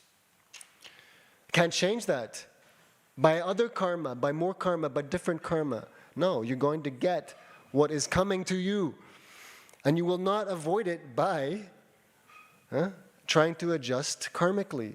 If you want to avoid it or you want to improve the situation, you have to go beyond karma. You have to go to transcendence. You have to take shelter of the Lord and surrender to the Lord. And then He says, Moksha yishami mashucha. Aham tvam sarva papebhyo moksha yishami mashucha. I will deliver you from all sinful reactions. I'll get you out of your fix. I'll get you out of your hole. Just surrender unto me. So this is the process given by God for solving our karmic problem. Surrender to Krishna, which means take up the path of devotional service, which means hear about Krishna, chant about Krishna, put full faith in Krishna. The best course is to surrender unto the Supreme Personality of Godhead with body, mind, and words, and always be engaged in His service. So we're on page 127, and we'll continue tomorrow. We're now going to have Bhagavad Gita class. Thank you very much, everybody, for staying and listening. This is why we're here, to simply hear about the Lord and to chant, and to be eternally benefited.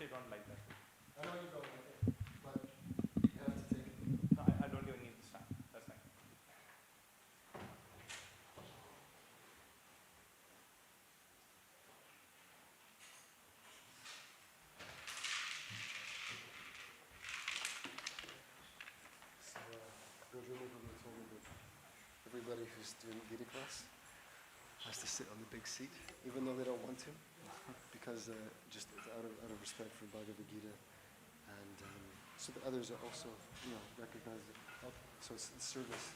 Take it as service.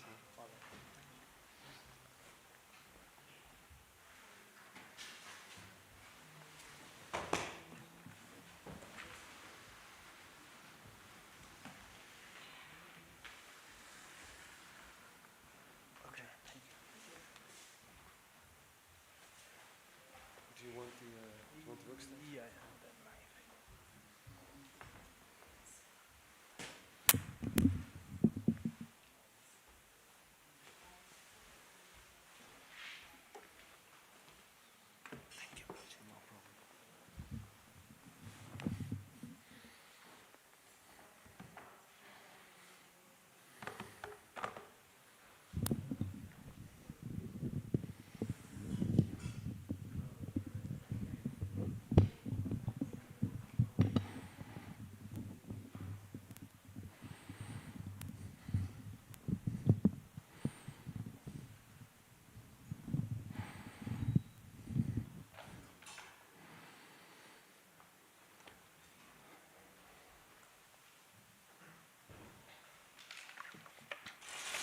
Hare Krishna. A very warm welcome to you all to this evening's Bhagavad Gita class. Today we are discussing something from the 4th chapter of Bhagavad Gita. Before we get into the discussion, let's have some short kirtan. This kirtan is called Jaya Radha Madhava. Srila Prabhupada used to do it every time before he used to give a class. So if you devotees know the lyrics, you can repeat after me. We can do this in a call and response fashion. I'll do the calling and you can do the responding. So when I'm calling, you can be silent and you can hear, you can listen. And when I'm done with one line, then you can do the responding. Jai Radha Madhava Kunja Bihari Jai Radha Madhava Jaya Radha Madhava Kunja Bihari Jai Radha Madhava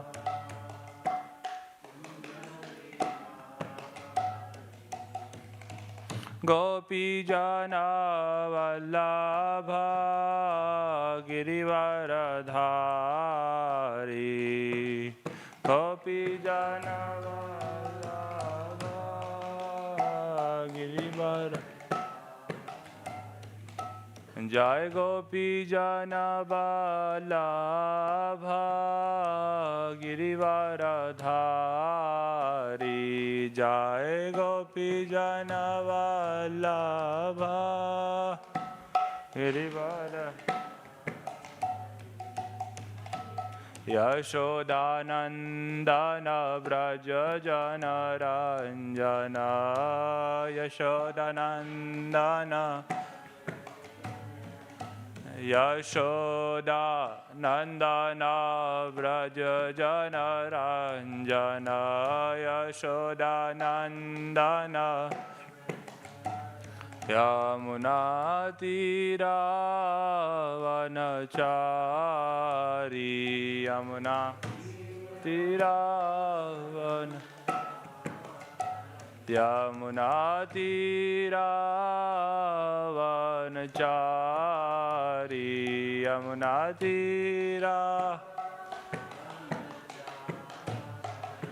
Jai Radha Madhava Kunja Bihari Jai Radha Madhava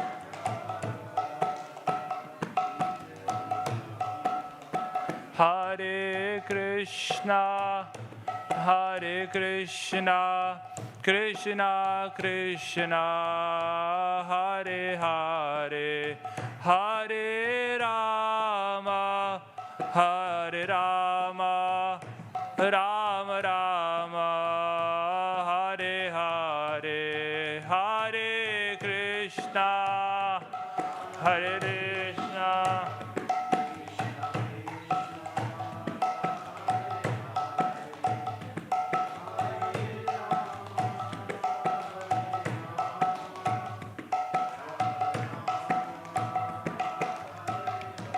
Hare Krishna, Hare Krishna, Krishna Krishna, Hare Hare, Hare Rama, Hare Rama, Rama Rama, Hare Hare, Hare Krishna.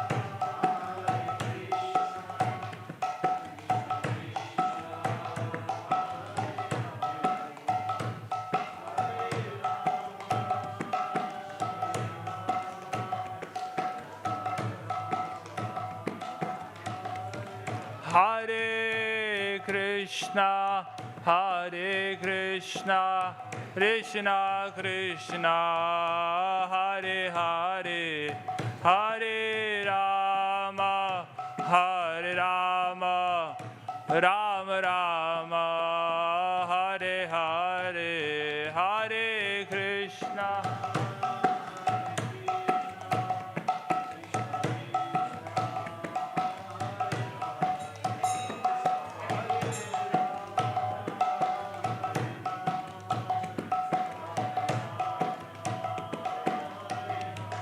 Hare Krishna, Hare Krishna, Krishna Krishna, Hare Hare,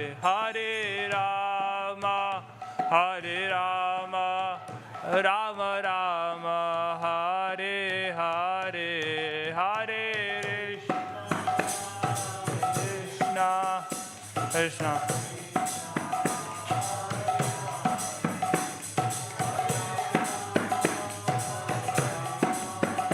Rama Rama,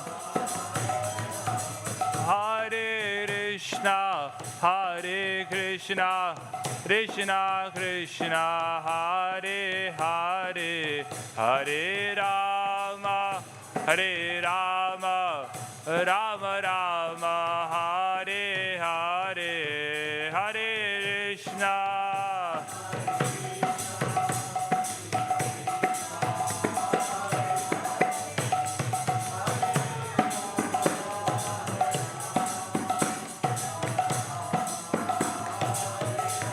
Hare Krishna, Hare Krishna, Krishna Krishna, Hare Hare, Hare Rama, Hare Rama, Rama Rama, Hare Hare, Hare Krishna, Hare Krishna, Krishna Krishna, Hare Hare, Hare Rama.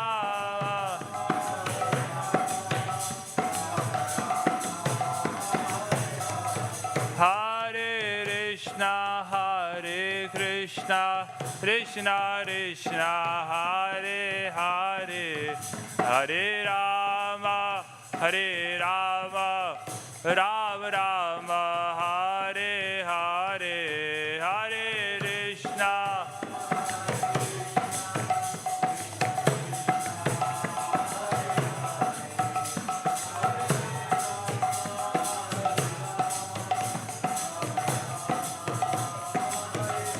Hare Krishna, Hare Krishna, Krishna Krishna, Hare Hare, Hare Ram, Ram Ram, Hare Hare.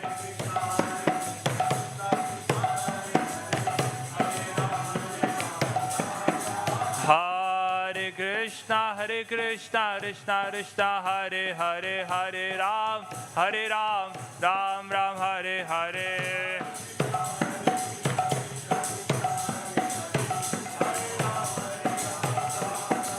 Hare Krishna, Krishna Krishna, Hare Hare, Hare Ram, Ram Ram, Hare Hare, Hare.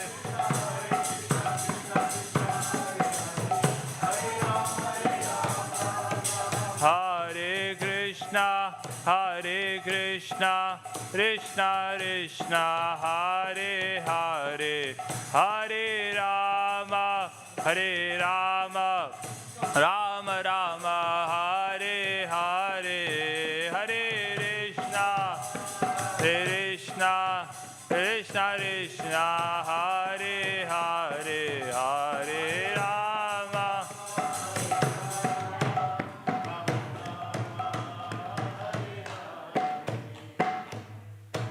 Jai Shri Bhagavad Gita ki Jai. So today we are discussing from Bhagavad Gita chapter 4 and the text is 27. So I'll just quickly recite the Sanskrit and then we'll read the translation and purport and then we'll try to discuss something. So the text goes something like this.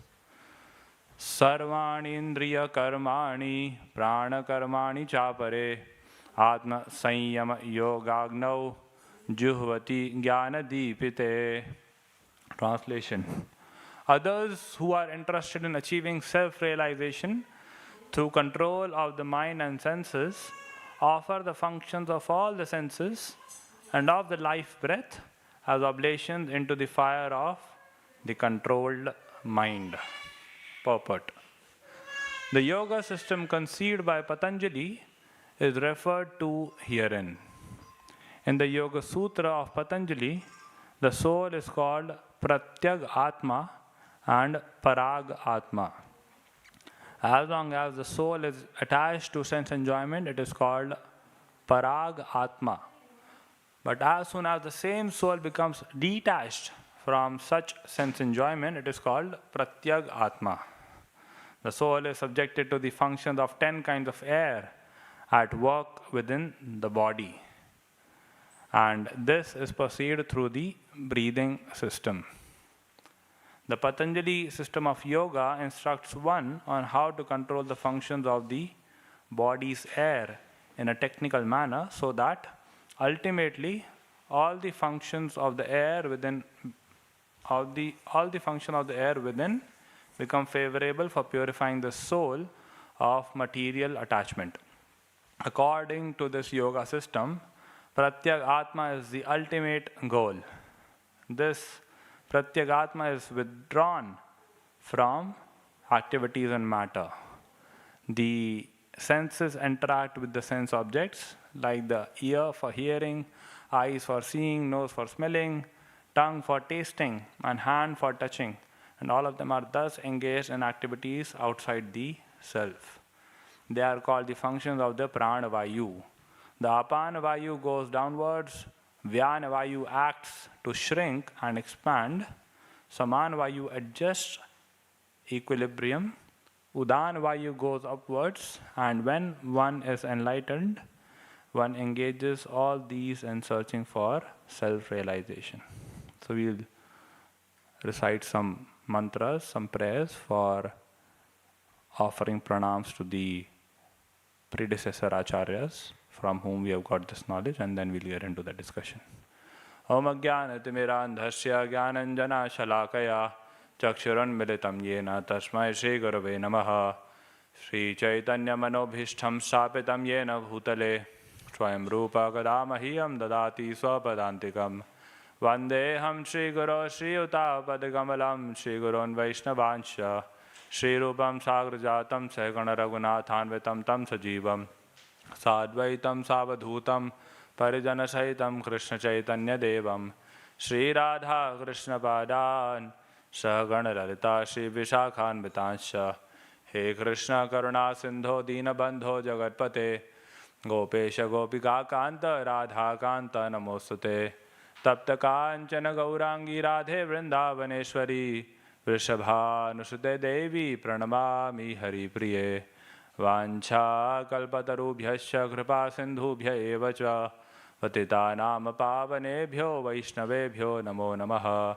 Jaya Shri Krishna Chaitanya Prabhu Nityananda Shri Advaita Gadadhar Shivasadi Gaura Bhakta Vrinda Hare Krishna Krishna Krishna Hare Hare Hare Ram Ram Ram Hare Hare Namo Vishnupadaya Krishna Pristhaya Bhutale Srimate Bhaktivedanta Swaminiti Namane Namaste Saraswati Deve Gauravani Pracharane Nirvishesha Shunyavadi Paschatya Deshatarane.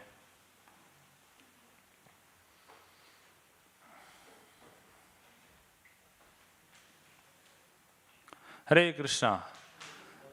So very warm welcome to you all to this evening's Bhagavad Gita class. This chapter number 4, is entitled in Sanskrit Jnana Karma Sannyas Yoga. Means what? In this chapter, we'll find all 4 things. We'll find Jnana, which means knowledge. We'll find Karma, which means sacrifice. We'll find Sannyas, which means renunciation or detachment. And we'll find Yoga. Yoga means, many people misunderstand yoga as something which is simply exercise of the body. Yeah, it's not meditation. It's actually, basically, meditation, but what type of meditation? Meditation which leads us to Krishna, which unites us with Krishna. Yoga is a Sanskrit term which means addition. Addition of what? Addition of God in our lives, right? So we'll find all 4 things.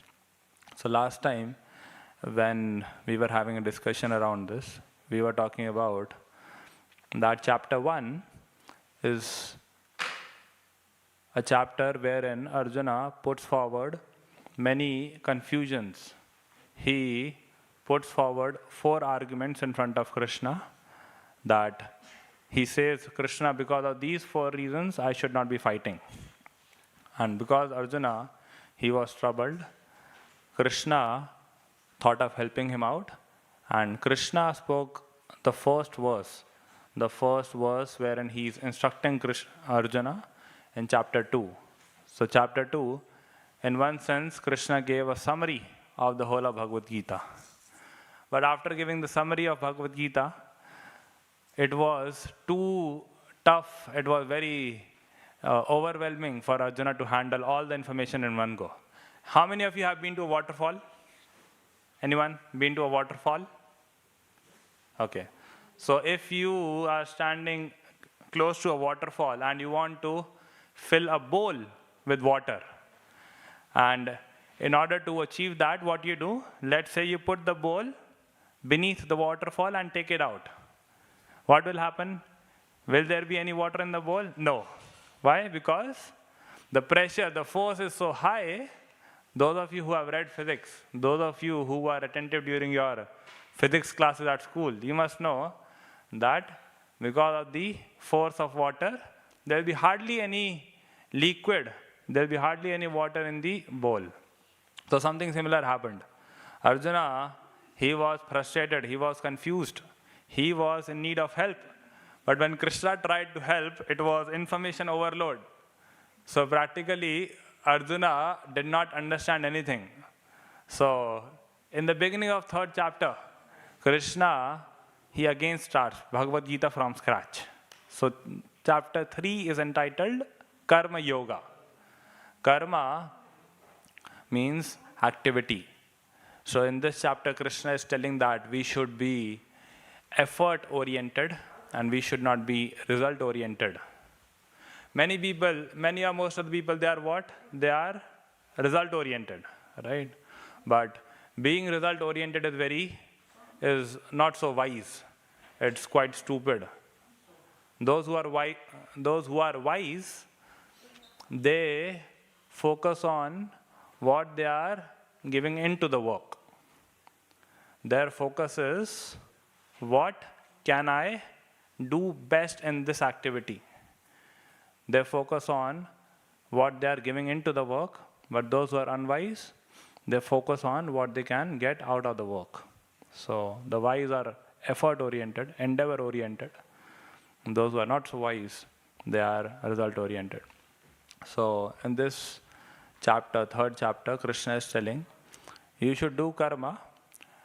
Right now, you might be under the illusion that your resources, your belongings, your luxuries, they are your possessions. You might be under the impression that all these things, my car, my house, my bungalow, my family, all these belong to me. My bank balance, my salary, all this belong to me, right? That's what we think. If we would not be thinking that ways, why would people go off to work?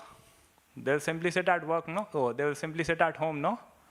People think that, okay, if I'll go and work, I'll get some salary, and because this salary is mine, I can enjoy it in different ways. That's why people go to work. So this is not the best of mindsets, but Krishna is saying it is okay, it is acceptable. What you do is, you retain this mindset. You carry on with this mindset that all these things belong to you. And thinking that all these things belong to you, you make a small offering to me. So we have to make a small offering from those belongings. We have to give a small portion to Krishna. Why? What will happen by that offering? When we are making an offering, we are offering our attachment. Let's say somebody has a big bank balance. They are attached to that. So if somebody gives a donation, what will happen? They are giving a small attachment to Krishna in the form of donation. So because attachment brings about misery, so when we are offering our attachment, means we are giving up some misery. Means our future, the misery which was supposed to come in future, that is going away, right? So this is very scientific. So this is called sacrifice. And this is essential. This is essential to get purified, to become free from that attachment. Sometimes people think, to become detached, what I should do? I should simply sit at home and do nothing.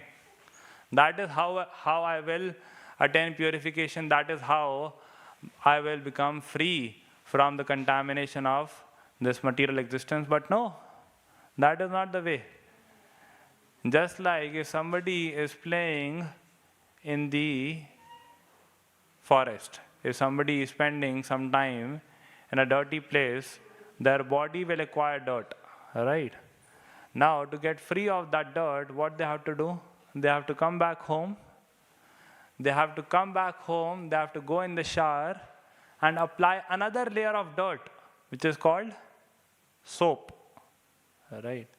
To get free from one layer of dirt, we have to apply another layer of dirt called soap, because this will help us to get rid of the original layer of dirt, the first layer of dirt. So similarly, if we try to give up work altogether, then that is not a very intelligent idea, as per Krishna. I'm not saying this, who am I, This is what Bhagavad Gita is saying. So as per Krishna, we should indulge in sacrifice. Now, if somebody has been making a sacrifice, somebody has been indulging in offering something regularly, on a very regular basis, naturally, no, that person will ask a question, hold on, I've been doing this from such and such time, but where is all this going? Who is the enjoyer of all this? So then, person will develop a desire to cultivate some knowledge. That's how jnana will come. When such inquiry will be made, that's how the person will be enlightened. So after chapter 3, therefore chapter 4 comes, which talks about jnana. So in the beginning, the beginning of chapter 4 is Krishna talking about himself. Krishna telling about his transcendental nature, about his spiritual nature. Because Krishna is trying to say that all these offerings which you are making, they are coming to me. Okay, so who am I? So Krishna gives a brief description about himself. And then, after doing that, Krishna starts talking about the different types of sacrifices. So Bhagavad Gita 4.25, Krishna says that some people are worshippers of devatas. They offer sacrifice to the demigods. Demigods means those people who are in charge or who are helping Krishna in the managerial affairs of this universe. So Brahma is one demigod, Lord Shiva is another demigod, Ganesha is another demigod. So like this, there can be several demigods. So one type of sacrifice is sacrifice to the devatas or the demigods. And then in that very same verse, Krishna also talks about the Brahmavadis. Some people, how many of you have heard about such people who say that the goal of life is to merge into impersonal Brahman, to merge into Brahma Jyoti? How many of you have heard or met such people? Right? There are such people whose goal of life is to merge into nothing. The problem of all, the root cause of all problems, the root cause of all miseries, the root cause of all sufferings, the root cause of all frustrations is that I have an existence. I have to deal with people, I have to deal with this world. So the solution is probably to finish this existence only. So let's try to merge into the impersonal Brahma Jyoti of Krishna. That will make me happy. So some people, they make sacrifices to this impersonal feature of Krishna. Then comes Bhagavad Gita 4.26. Today we are discussing 4.27. One verse previous to this, here Krishna talks about two more types of people, two more categories of people who make sacrifices. So one is Naishtika Brahmacharis, that is those people who restrain the senses. So in this verse, this is a bit technical but very helpful. So Krishna gives the example of ears.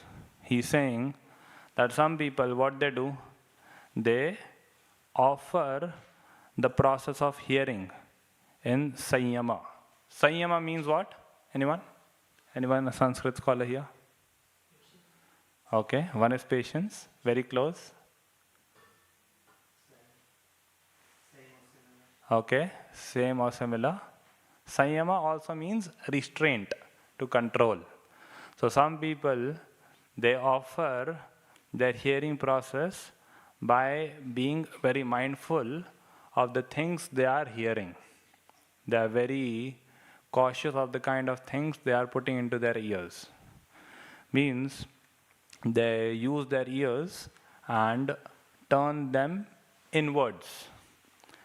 Now, ears can be used either to give pleasure to oneself, either for one's own sense gratification, either for one's own sense enjoyment, either for one's own sense pleasure. How? One can listen to some nice Bollywood music, one can listen to some Hollywood music, one can go to YouTube, play some nice party pop song, right? So that's how one will get pleasure. And definitely, is there some pleasure in this? Yes, there is pleasure. But there's a poet by the name Vidyapati. He says, when we people try to do this, when we people try to give pleasure to our senses, either by listening to something nice, or by seeing something nice, or by tasting something nice, the different types of restaurants are existing in central London. Why? Because people want to eat something nice. Different movie theaters are existing because people want to see something nice. So, is there some bliss in this? Is there some pleasure in this? Yes, there is. But the poet Vidyapati says that all this bliss is like a drop of water in the desert. So, what is the use of a drop of water in a desert? We need an ocean. So therefore, these people, those who are Naishtika Brahmacharis, they, instead of employing their senses in sense gratification, they employ their senses in the service of Krishna. They use that for offering to Krishna, for the pleasure of Krishna. There's a nice verse in 3rd canto Srimad Bhagavatam. Prasangamajaram pasham atmanaha kavayo vidu sa eva sadhushu krito moksha dvaram apavritam. It says that these senses, when they are employed in one's own pleasure, they become the cause of bondage. They become a cause of us staying in this material world. And these same senses, when employed in the service of Krishna or his devotees, they open the door of liberation. So, yes. So these Naishtika Brahmacharis, they are very mindful that what they are using their senses for. Now, another thing which Krishna talks about in this verse is Shri Shri Radha Gokulananda ki, Shri Shri Sita Ram Lakshman Hanuman ki. Another thing which Krishna talks about in this verse is those people who remain indifferent to the actions of the senses. Indifferent means they do employ their senses in sense gratification, but they are not so much bothered. There's a term called Grihastha Brahmacharis. So, once when I heard this term, I was so confused because this sounded like an irony. Grihastha and Brahmachari, how is this possible? But no, Brahmacharya is actually a principle. Brahmacharya means indulging in sense gratification in a restricted way. So if somebody is a monk, they should not employ in sex life. If somebody is in family life, they should employ in sense gratification with one partner. They should have a relationship with one person, right? There's something called sanctioned, sanctified, and regulated. If we want to see, if we want to check, if we want to measure how much of enjoyment should be done, sometimes the spiritualists, they propose ideas like, which seem to say that sense gratification is to be given up altogether. But no, that's not the right understanding. The right understanding is the sense enjoyment or sense gratification should be limited. It should be restricted. How much? So what's the correct barometer? The correct barometer is sanctioned, sanctified, and regulated. Sanctioned. For example, food. What type of food has been sanctioned in the scriptures? vegetarian food, right? The food which does not include meat, non-veg, etc., that is sanctioned, that is permitted as per the Shastras. Now, that sanctioned food, that permitted food, can it be taken directly? No. Krishna says that it's better if you sanctify it. It's better if you purify it. How do we purify it? By offering it to Krishna, by making a bhoga offering. We put that food, we prepare a plate, we offer it to the deities, to Krishna, and we chant some mantras. And then when we take it out, the food which was presented to Krishna, it was ordinary food. But the food which comes out after the process of bhoga offering is blessed food, or in Sanskrit we call it prasad. So now the question comes, fine, once the food has been sanctified, can it be taken in any quantity? No. Better if we regulate the quantity. How much? We should take that much which is absolutely necessary to keep the body and soul together, right? If we overeat, then we'll have problems, we'll have health issues, etc. So similarly, let's take another example. Sex life. Now, do scriptures, do they say that sex life is to be completely avoided? No. We have to see what is sanctioned. What is sanctioned? The Shastra, they say, sex or sense gratification with one partner, with one husband or wife is permitted. So relationship is allowed, but with one partner. That is what is sanctioned, that is what is permitted. Now, that relationship should be sanctified by the process of marriage. There's a reason why marriage ceremony is there. Marriage ceremony purifies or sanctifies the relationship. That being said, sometimes people ask this question, if this is the case, if this is what Shastras talk about, then why did Draupadi have 5 husbands? Right? How many of you have heard this? Draupadi had 5 husbands, right? Why did Draupadi have 5 husbands? If one husband is permitted? No, Draupadi did not have 5 husbands. Draupadi had only one husband. Draupadi, she had got married to Arjuna in an absolutely normal way. She had given her heart only to Arjuna. The remaining 4 husbands were given to her, and she accepted that as a matter of duty. So Draupadi was not at fault. So yes, sanctioned, sanctified by the process of marriage, and then regulation. Even within marriage, we should regulate, we should restrict our union with our partner, with our spouse. If we try to not set any boundaries, if we indulge in unrestricted sense gratification, then we can end up in some serious problems. So yes. So how did I come to this? Oh yes, so this is what Krishna was talking about in text 26, the previous shloka, the previous verse. Krishna was saying that these people, they are regulated householders. So there is sense gratification. If you are living with family, there has to be some sense enjoyment, but that is not unrestrained. That is very regulated, that is very controlled. And if we do it in a controlled way, it is religious. It is not irreligious. Like in 7th chapter of Bhagavad Gita, Krishna says, Dharma viruddho bhuteshu kamasmi paratarshava. That sex life, which is according to the scriptures, I am that sex life, Krishna is saying. So, big statement, you know. So, yes.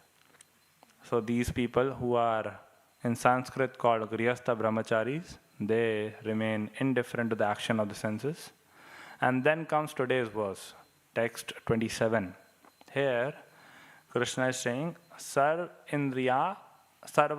Indriya Karmani, that karma of all the Indriyas.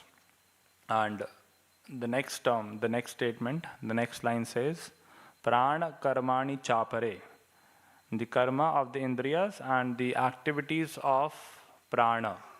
Who knows the meaning of the term prana? Yes? Okay. Soul is Atma. What is prana? Soul is Atma. The better term for soul is Atma. What is pran? Pran means life. Right? That's a better translation. But yeah, pranavayu, exactly. So Krishna is talking about pranavayu in this verse. So he's saying that activities of prana or pranavayu or the activities of life air, they need to become disciplined. We need to discipline them. Breathing. Sometimes people practice breathing exercises. No? What's the purpose? One purpose is health. Your respiratory organs, your lungs, etc. will become healthy. No doubt about it. But there's a deeper meaning. When we try to become internal, when we try to regulate breathing, it means we are trying to turn our consciousness inwards. Right? We are becoming more mindful of our thoughts.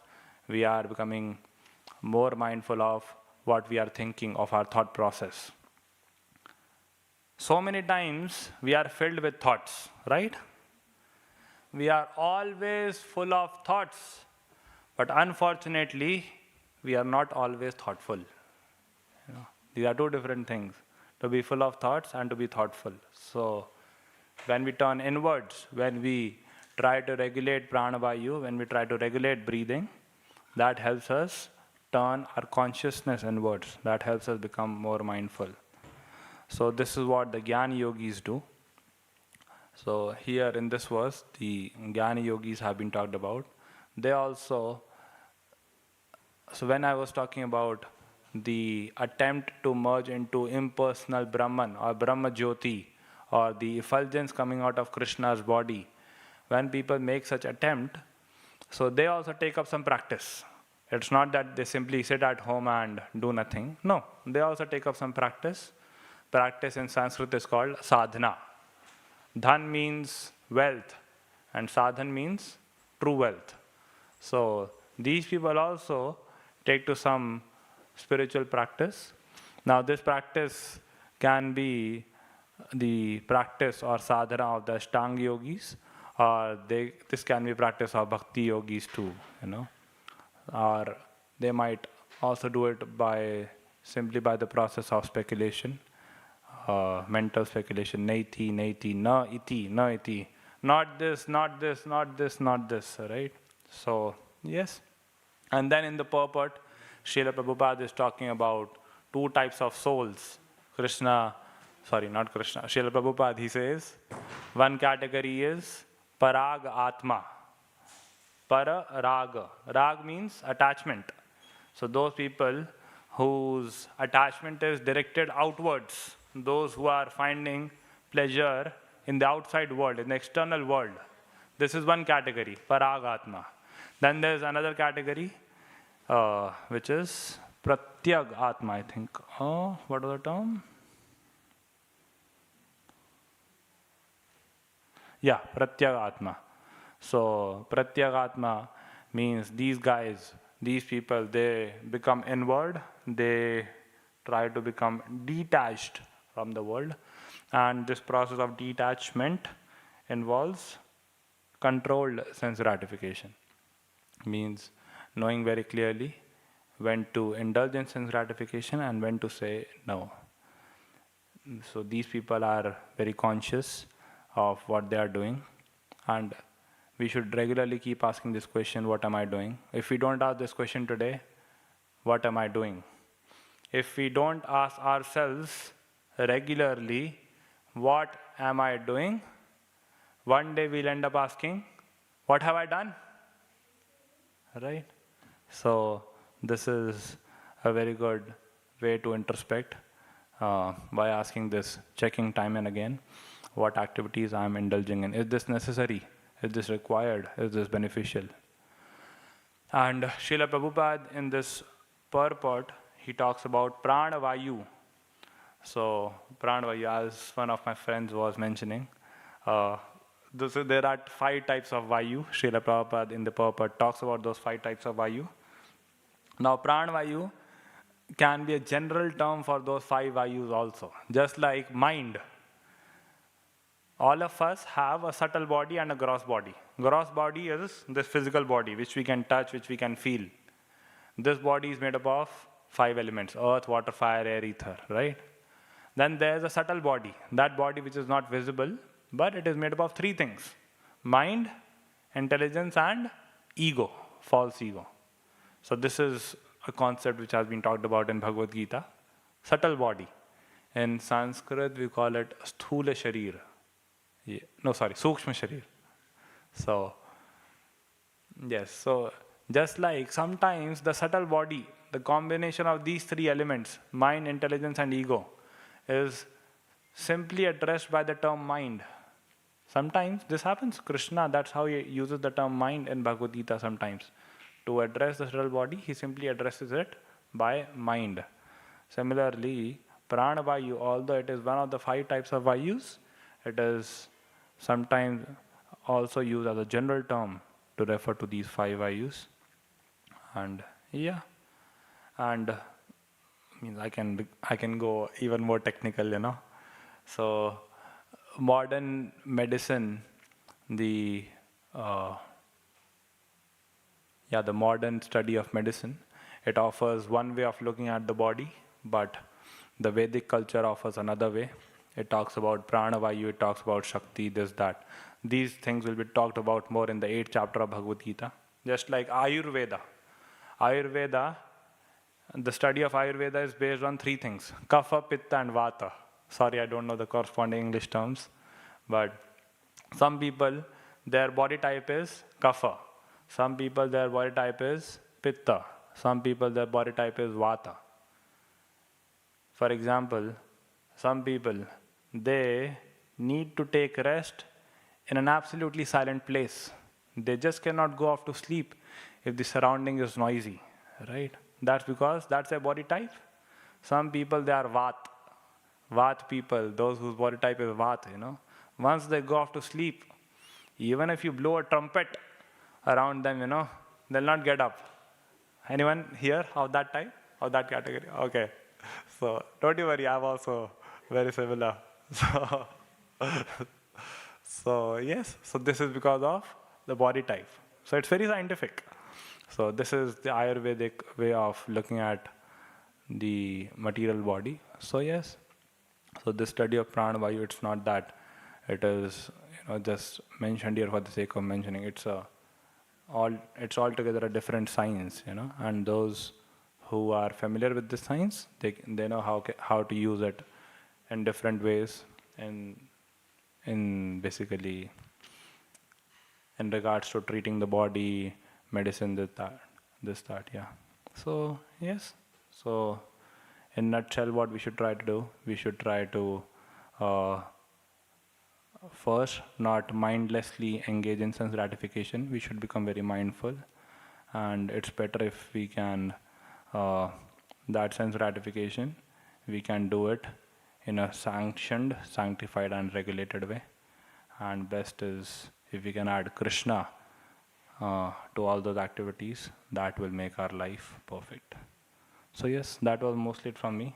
We have 10 minutes. Any comments or questions?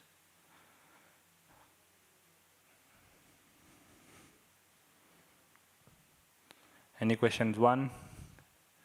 Any questions 2? Any questions 2.5?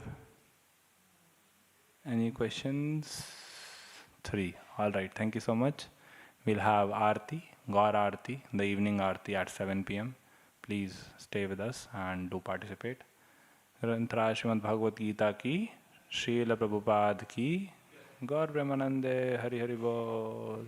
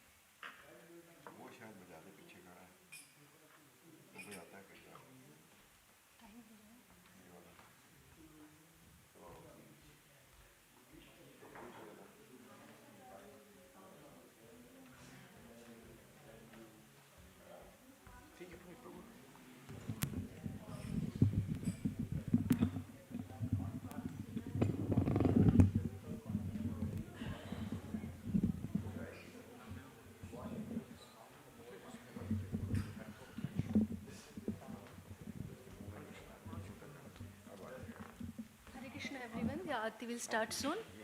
I can request you all to stand up and get ready for the Aarti, please.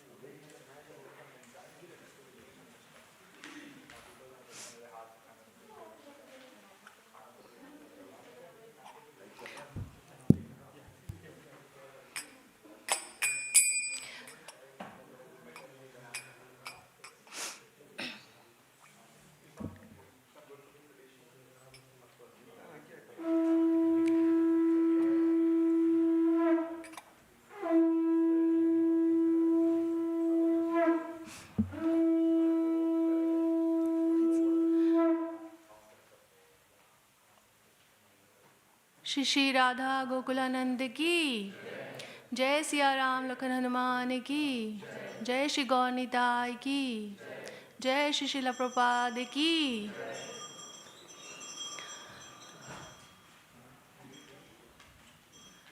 की बजयो जयो गौरा चांदे,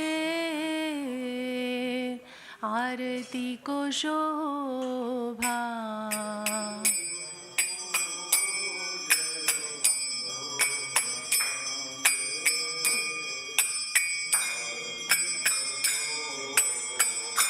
की बजयो जयो गौरा चांदे, आरती को शोभा।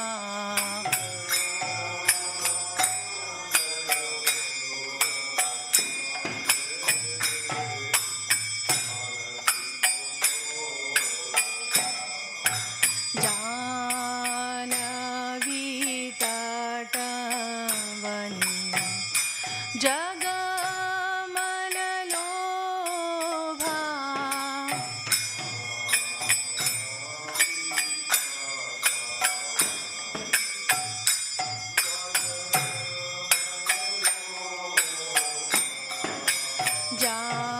जानवी तट बनी जगमन लोभा।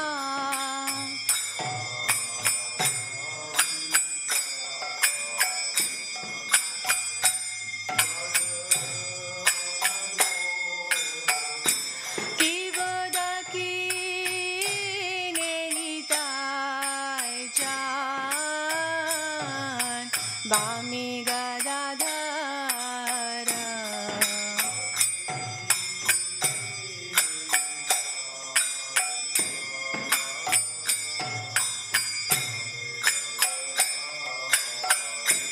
की बदकी नेहिताय चान, बामी गदाधर।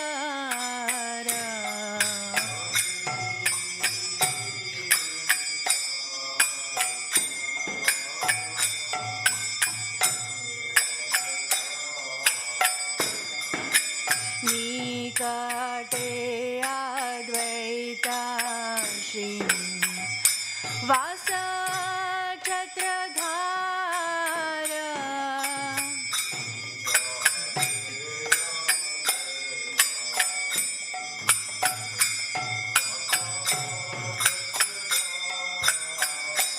की बसियाचे गौरा चान, रत्न सिंहासने।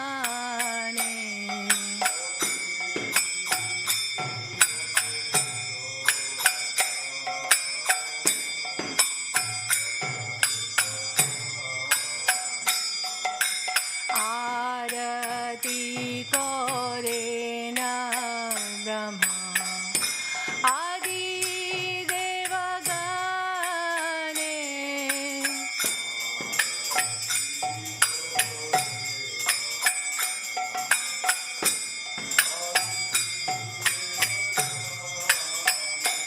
की बनर हरि आदि कोरी चामर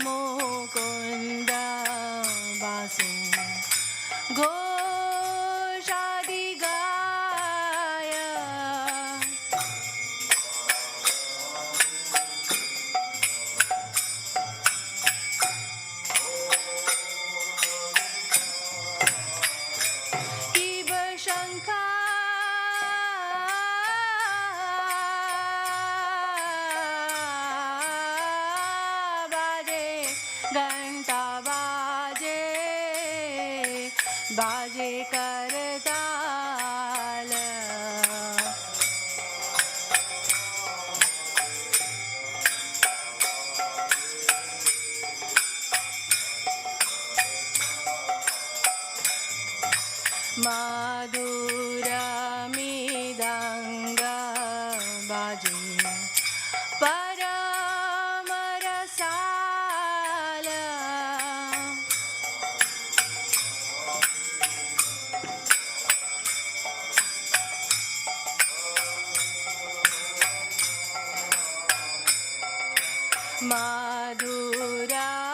madhuramidanga baje paramarasala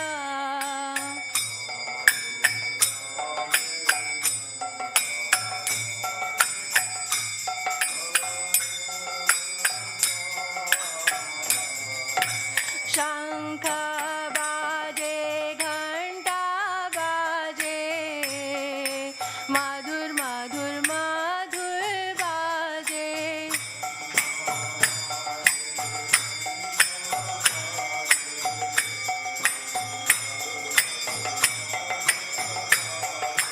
shankha baje ghanta baje madhur madhur madhur baje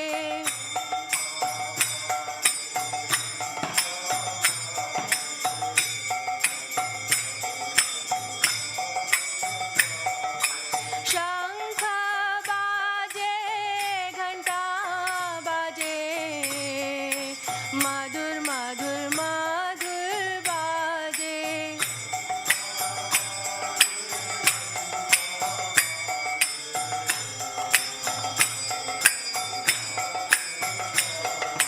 madhura madhura madhur baje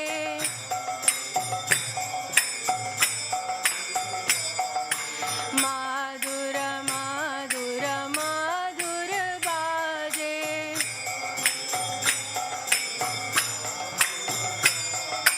nitai gaura hari bol nitai gaura hari bol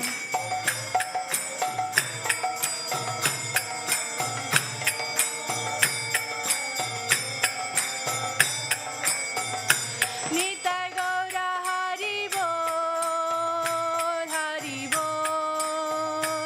hari bol nitai gaura hari bol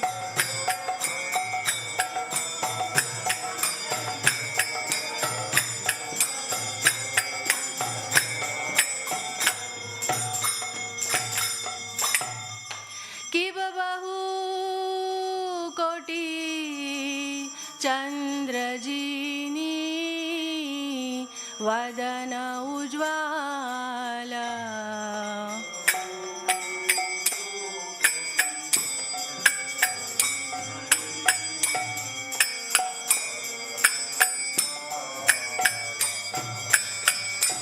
किब बहु कोटि चंद्रजीनी वदन उज्ज्वला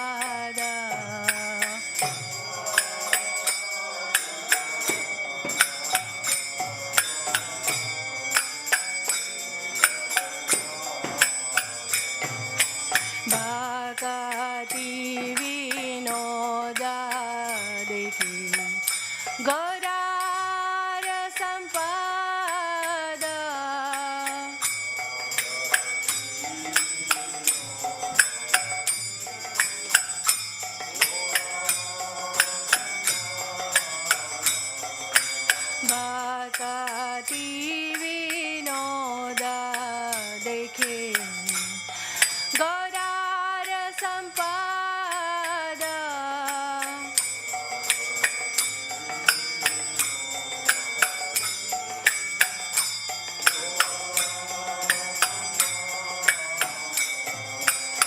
गौरांगे आरती को शोभा जग जन मन लोभा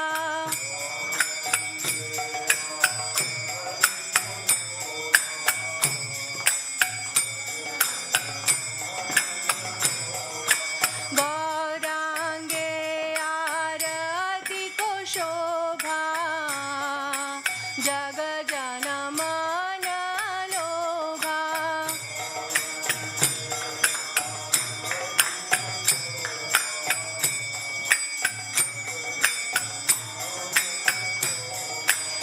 गौरांगे आरती को शोभा जग जन मन लोभा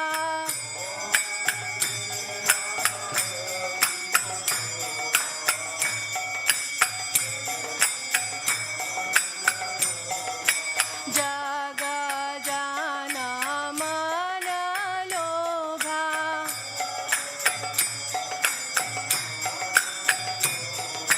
जग जन मन लोभा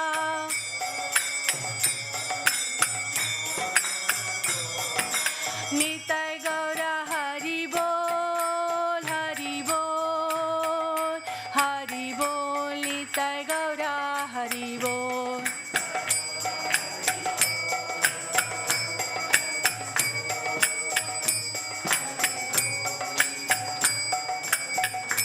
निताय गौर हरि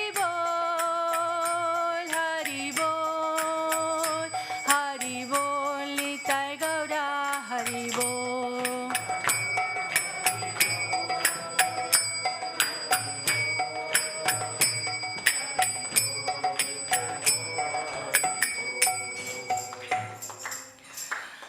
नमो विष्णुपदाय कृष्णपृष्ठाय भूतले श्रीमति भक्तिवेदान्त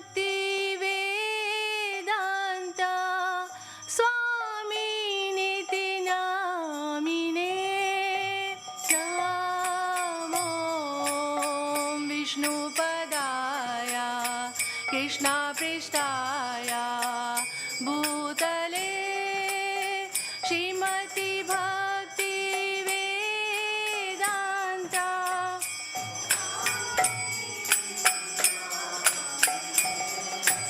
नमस्ते सरस्वती देवी गौरवाणी प्रचारिणे निर्विशेषा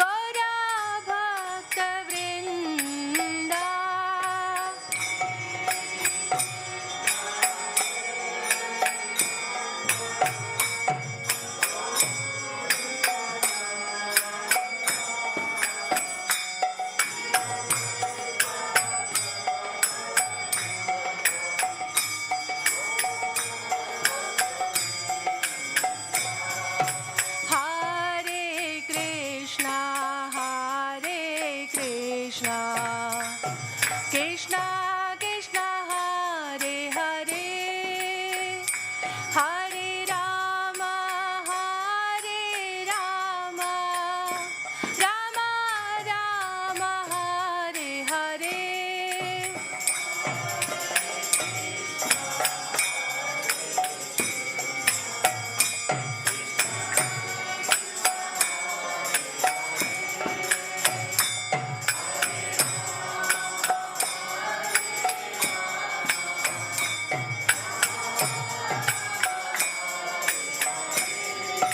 Hare Krishna Krishna Krishna Hare Hare Hare Rama Rama Rama Hare Hare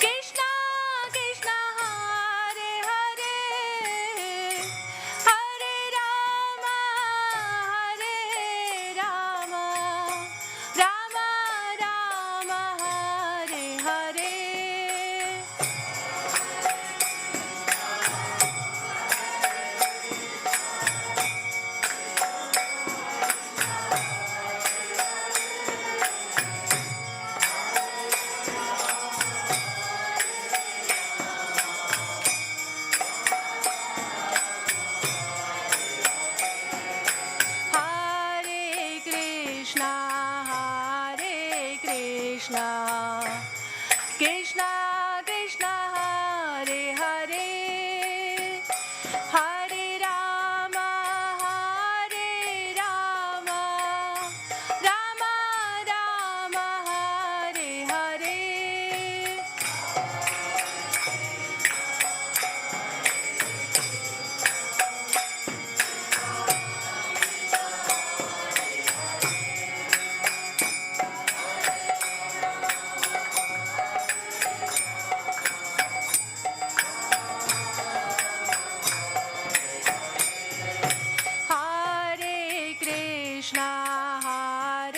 Hare Krishna Krishna Krishna Hare Hare Hare Rama Rama Rama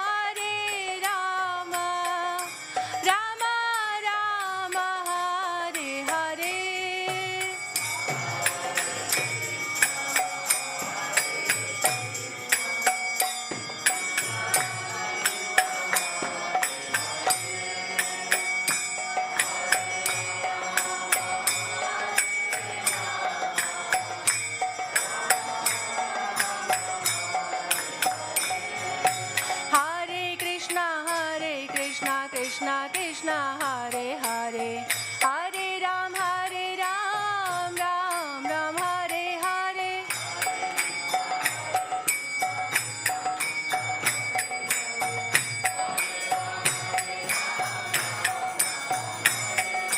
Hare Krishna Krishna Krishna Hare Hare Hare Ram Ram Hare Hare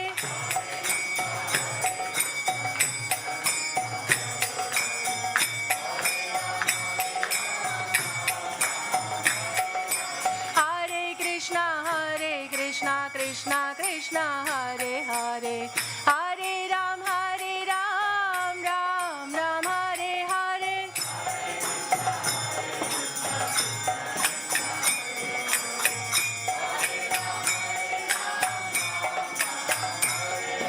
Hare Krishna Krishna Krishna Hare Hare Hare Ram Ram Hare Hare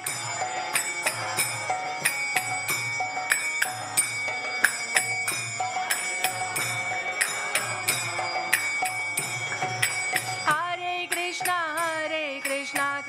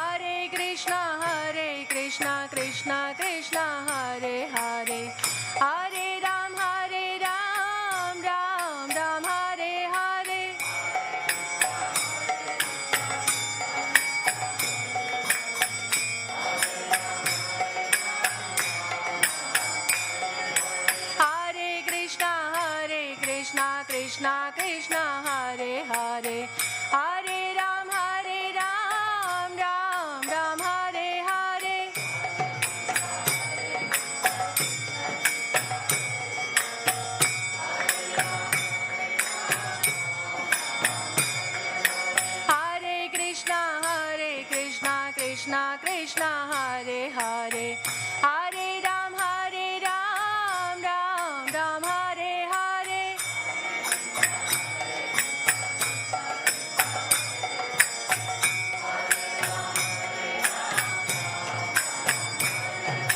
Hare Krishna Krishna Krishna Hare Hare Hare Ram Ram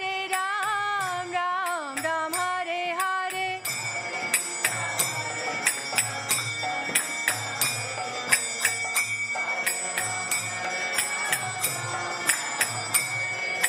Hare Krishna Krishna Krishna Hare Hare Hare Ram Ram Hare Hare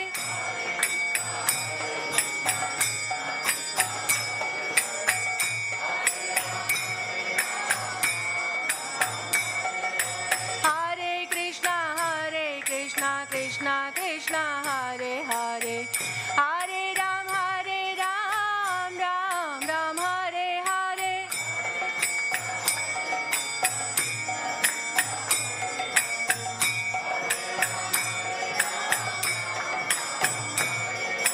Hare Krishna Krishna Krishna Hare Hare Hare Ram Ram Hare Hare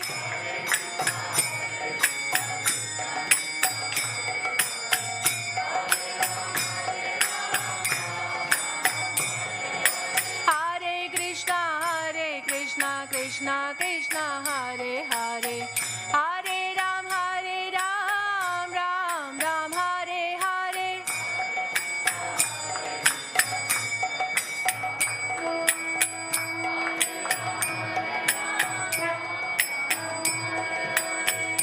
Hare Krishna Krishna Krishna Hare Hare Hare Rama Rama Rama Hare Hare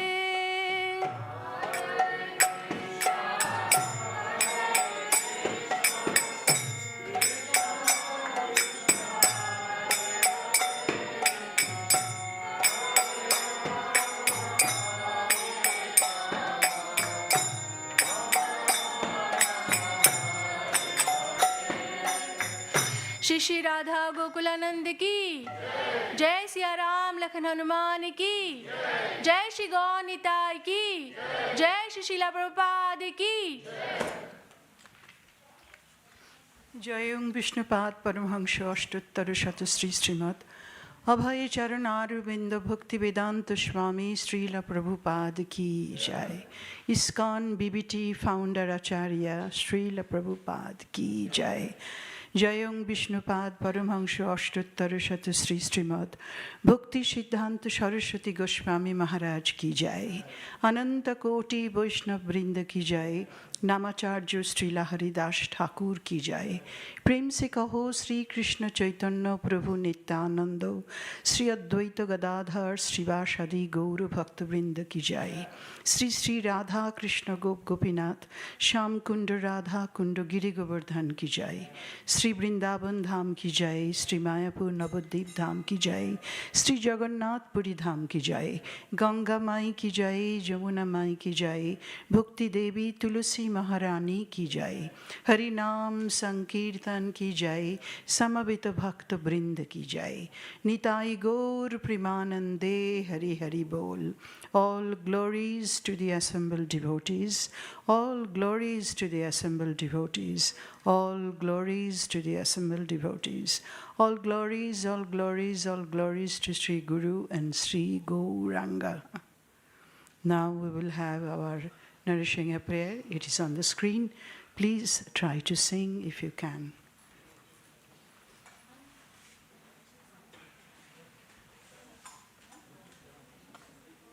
Please, can I request everyone to sit down for 5 minutes, please, and then we'll sing the prayers. Thank you.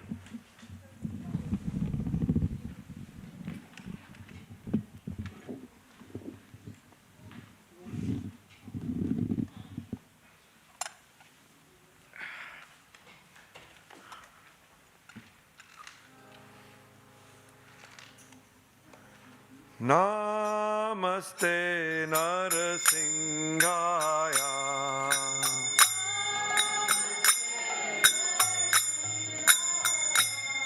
Prahlad Lad Daine.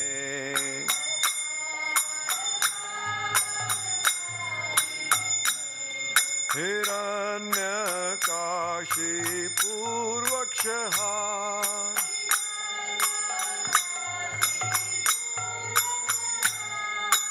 Ilatankana Kalae.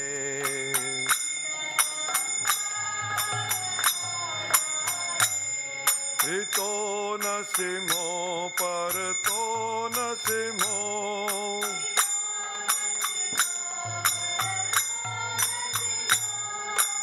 Yato Yato Yamitato Nasimo.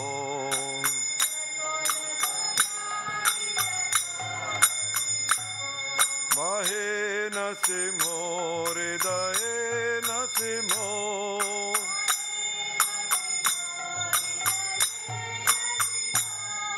Rasimamadim Sharanam Prapade.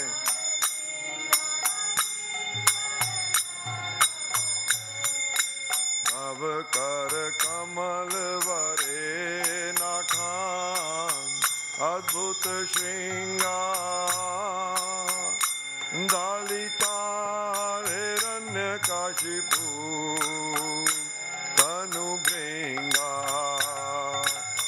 Keshavadita Narahari Rupa Jai Jagdisha Hare Jaya Jagdisha Hare Jaya Jagdisha Hare Manavare Nakhan Adbhut Shringar Lalita Hiranyakashipu Anubringa Keshavadita Hari Rupa Jai Jagdisha Hare Jagdisha Hare Jagdisha Hare Jaya Narasimha Dev Narasimha Dev Narasimha Dev Jaya Narasimha Dev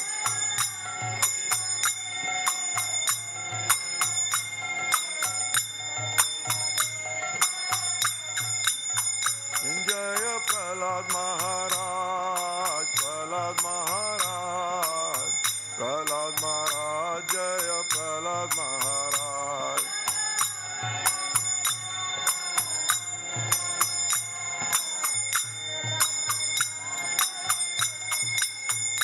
Jaya Jaya Prabhupada, Prabhupada, Prabhupada, Jaya Jaya Prabhupada.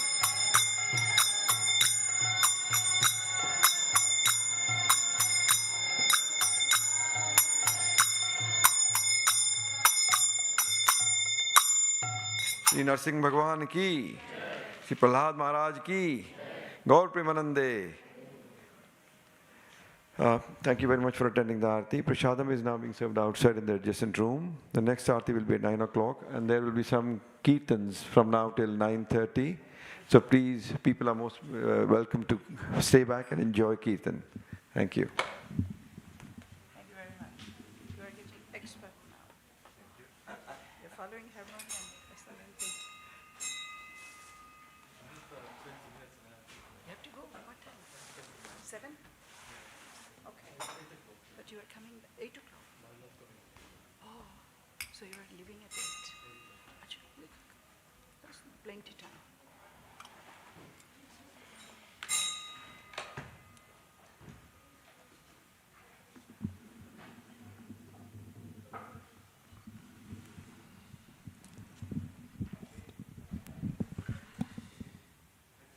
So your time changed. I have to do something tonight. So I can. I'll go on Friday. I I will come on Friday.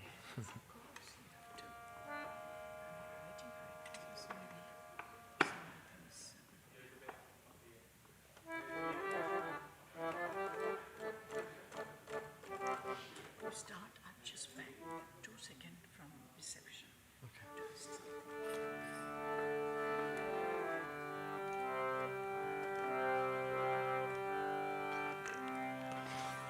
Om Jnana-timirandasya Jnana-jana Shalakaya Chakshur Unmilitam Mena Tasmai Shri Gurave Namah Shri Chaitanya Manobishtam Stapitam Mena Bhutale Svayam Rupa Kadamayam Dadati Swapadantikam Vandeham Shri Guru Shri Yuta Padakamalam Shri Gurun Vaishnavam Sham Shri Rupam Sagrajatam Sahagana Raghunatam Vitam Tam Sajivam Sadvaitam Savadutam Parijana